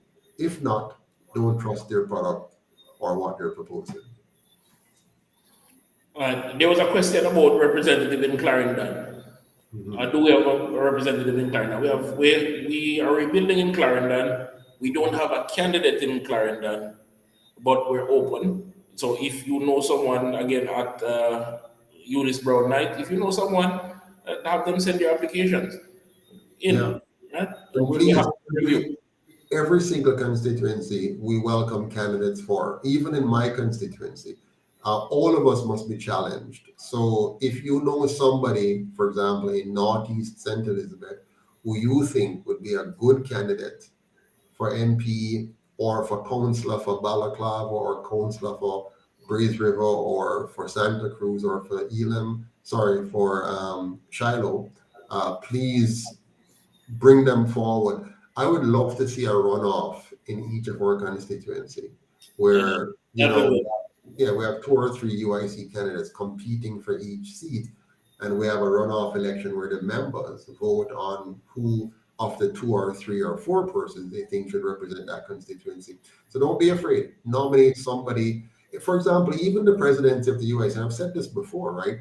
I don't know why people feel they have to attack and fight and backstab when all they have to do is just join the movement, prove themselves worthy, and offer themselves to be elected by the members. Why damage an organization? Why cry it down and tear it down? Why not just do your job? If you are elected chairman, or you're elected general secretary, or you're elected treasurer, or you're elected VP, just do your job, perform in your role, and then offer yourself. And look how well I performed as general secretary. I think I'll be a good president. I want to run for president of the UIC this year. Or look at me, I did a good job as chairman, or treasurer, or VP, whatever, or director on the board, or a parish manager, or just as an MP candidate. Look at how I've done my job as a UIC representative in my area.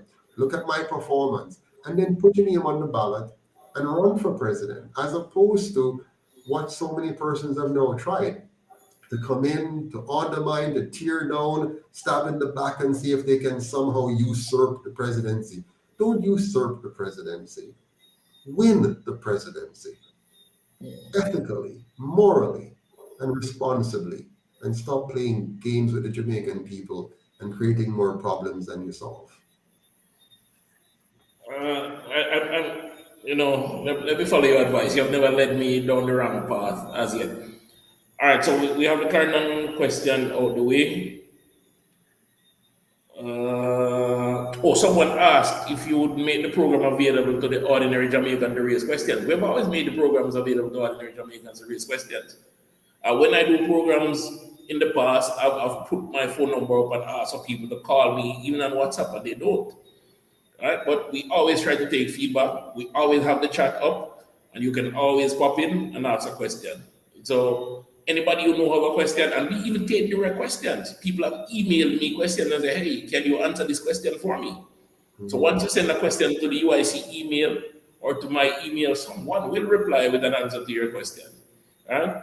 And persons have called me directly with questions because I have more free time to answer phones. So call me with your questions. We'll be happy to answer. There was another question. As for Corporal Roll, James, the UIC stands with him 100% in his fight for fair treatment of police officers. There's no reason at all why the government should not be held to the same account that it holds us, the people. When we fail to pay our taxes, they come down heavy on us. When we breach any of their rules, they come down heavy on us. The government needs to pay up the back money, pay up the overtime that they owe to the police officers, and start treating the police officers professionally. If you want them to be professionals, treat them like professionals. Pay them accordingly and pay them what you owe them. You can't ask them to work overtime and not get paid. The pay they're getting is already below what they need to take care of their families properly. So don't deny them further by asking them to work without pay. So we stand with Corporal Rural James on that front, and it's very sad what they have done to him for speaking out. But then that is the case. Any Jamaican that stands up to the Jamaican government, they will treat with disdain and seek to undermine their personal economy any way they can. Yes. Yeah, and Anten's reasoning clarified to say have these persons on the program. You know, Which person? on the program to pose question to us. We have Which actually persons? Which persons? Anten's reasoning. He So said which ordinary persons they Jamaicans. want? Which persons they want on the program? Ordinary Jamaicans. Well, that's what we are. But what I think he meant was, you know, non-UIC members. But we have had that. Exactly. And that's what I was saying, that we've had several online town halls set up with persons, and you know, they're shy, so they back out from time to time. But we do have other Jamaicans on. Earlier in the week, you had the young lady on. What's her name? Yes, Monique King was on. Right. Prior to that, we had Miss Patrice Elliott was on. Tonight, we should have had Dr. K'Nife on, but he didn't show up. We have had the anti-corruption movement person on. We have had Purnell on. We have had so many different persons. The UIC is the most open, transparent, inclusive, and welcoming party Jamaica has ever seen. We are, in fact, the People's Party. You can't get any more people than this. A grassroots party. We're not going to the oligarchs and asking them to fund us and to, you know, take control of us like they've done the other parties. We're saying any Jamaican that want to see the change, you're free to join, volunteer, and donate so that we can rescue our nation. That's all we ask. If you want what we're offering, a Jamaica that will protect your individual sovereignty, a Jamaica that will protect the right to your life, liberty, and property, a Jamaica that will be safe, clean, and orderly, a Jamaica where every Jamaican can live, earn, and retire with dignity. If that's the Jamaica you want, the UIC is here to give it to you. And the only way we can give it to you is if you, like us, play your part in advancing the welfare of your nation by joining, volunteering, and donating. And what I would like to say is, don't forget to like, subscribe, and share. I said it earlier, by the way, to the person that mentioned that as a question. I thank you for the suggestion, but it's something we always do. I know when I'm guessing you're new to the channel, so you're not seeing that. We always ask that you like, share, and subscribe. Exactly. So please do that. Now, in terms of strengthening the Jamaican dollar silver can, we absolutely believe in strengthening the Jamaican dollar. And that is why we don't believe in deficit spending from a budgetary standpoint. We definitely don't believe in the banking system that exists because of how it moves money and control currency. Right? And borrowing is definitely from a weakened position. And when you borrow from international lending agencies, the president said it earlier, they devalue your currency by virtue of using the standard petrodollar. Every time we borrow money for non-productive purposes, meaning if you borrow $1 that is not going to earn you $1 on top of it, you're devaluing the currency for everybody else. It's a very simple economic model, and that's why Jamaica's currency continues to fall. And of course, they know that most of us don't understand this, right? But if every year you borrow more money to pay for groceries in your life. Yeah. Here's one from John Flicks. John Flicks that you need to take. Is the UIC keeping abreast with the movement towards a fake constitution? Absolutely. That's why we're here. That is why we're here. We're trying Reform to, or replace, should yeah, you care. yeah, we're trying to steer Jamaica away. You see, listen, guys, for those of you who haven't heard me said this before, in 1838, we, the people, our foreparents who didn't know what was going on, clapped and cheered a fake freedom. When the Queen of England said, the slaves are hereby free, that was fake freedom because they never gave you back your land, they never gave you back your lost wages, and you were also uneducated. So you didn't have the intellect, you didn't have the land, you didn't have the capital. So what were you free to do? You were free to go and beg a job. That's all. And so those who had the land and the capital were still in place, and you could now go beg them a job. So you're really a slave. You just get to choose who will be a master now. You can, instead of being bought and owned by Master X, you can choose whether you're going to go to Master X or Master Y, but you're still a slave. Now, that was fake freedom in 1838. Then, after over 100 years of that, when we finally realized something wrong and we started to rebel, they gave us fake democracy in 1944, where they said, listen, let's fool them up again, give them the right to vote now. But first, let's create for them two fake parties after kicking out Marcus Garvey. Again, we clapped and cheered because we didn't understand. So we thought that they were giving us something good when it was really just something fake. The right to vote for who they give you to vote for. So they will control the voting process, they will control the nominees, and then tell you you have the right to vote and give you two fake options. It's called controlled opposition. So we clapped and cheered. After 18 years of that, the system was perfected. We have now taken our eyes off the colonial master as the enemy, and we now start to fight each other as the enemy. So in 1962 now, they gave us the ultimate fake of a fake independence to crystallize and make perfect the system. They changed the white governor to a black governor general. So a person with a black exterior but a white interior, meaning they have converted him fully to their way, but him now look like we. So there's a governor general. But above him, they put the Queen of England. So ultimately, you were still worshiping your Messiah, the slave master. And so that has gone on now for 61 years. And those who they have trained to embrace and protect that system, recognizing the rise of the UIC, quickly come back and say, we're going to give you a republic now. And so we cheer again and say, yeah, Jamaica Republic now. So your eyes again are taken off the ball. You're not seeing that the same ones who have been perpetuating the slavery, though black on the exterior, are the same ones now leading you into a fake republic. The UIC is here to say, no, we're standing up for you, but we can't stand for you if you don't work with us.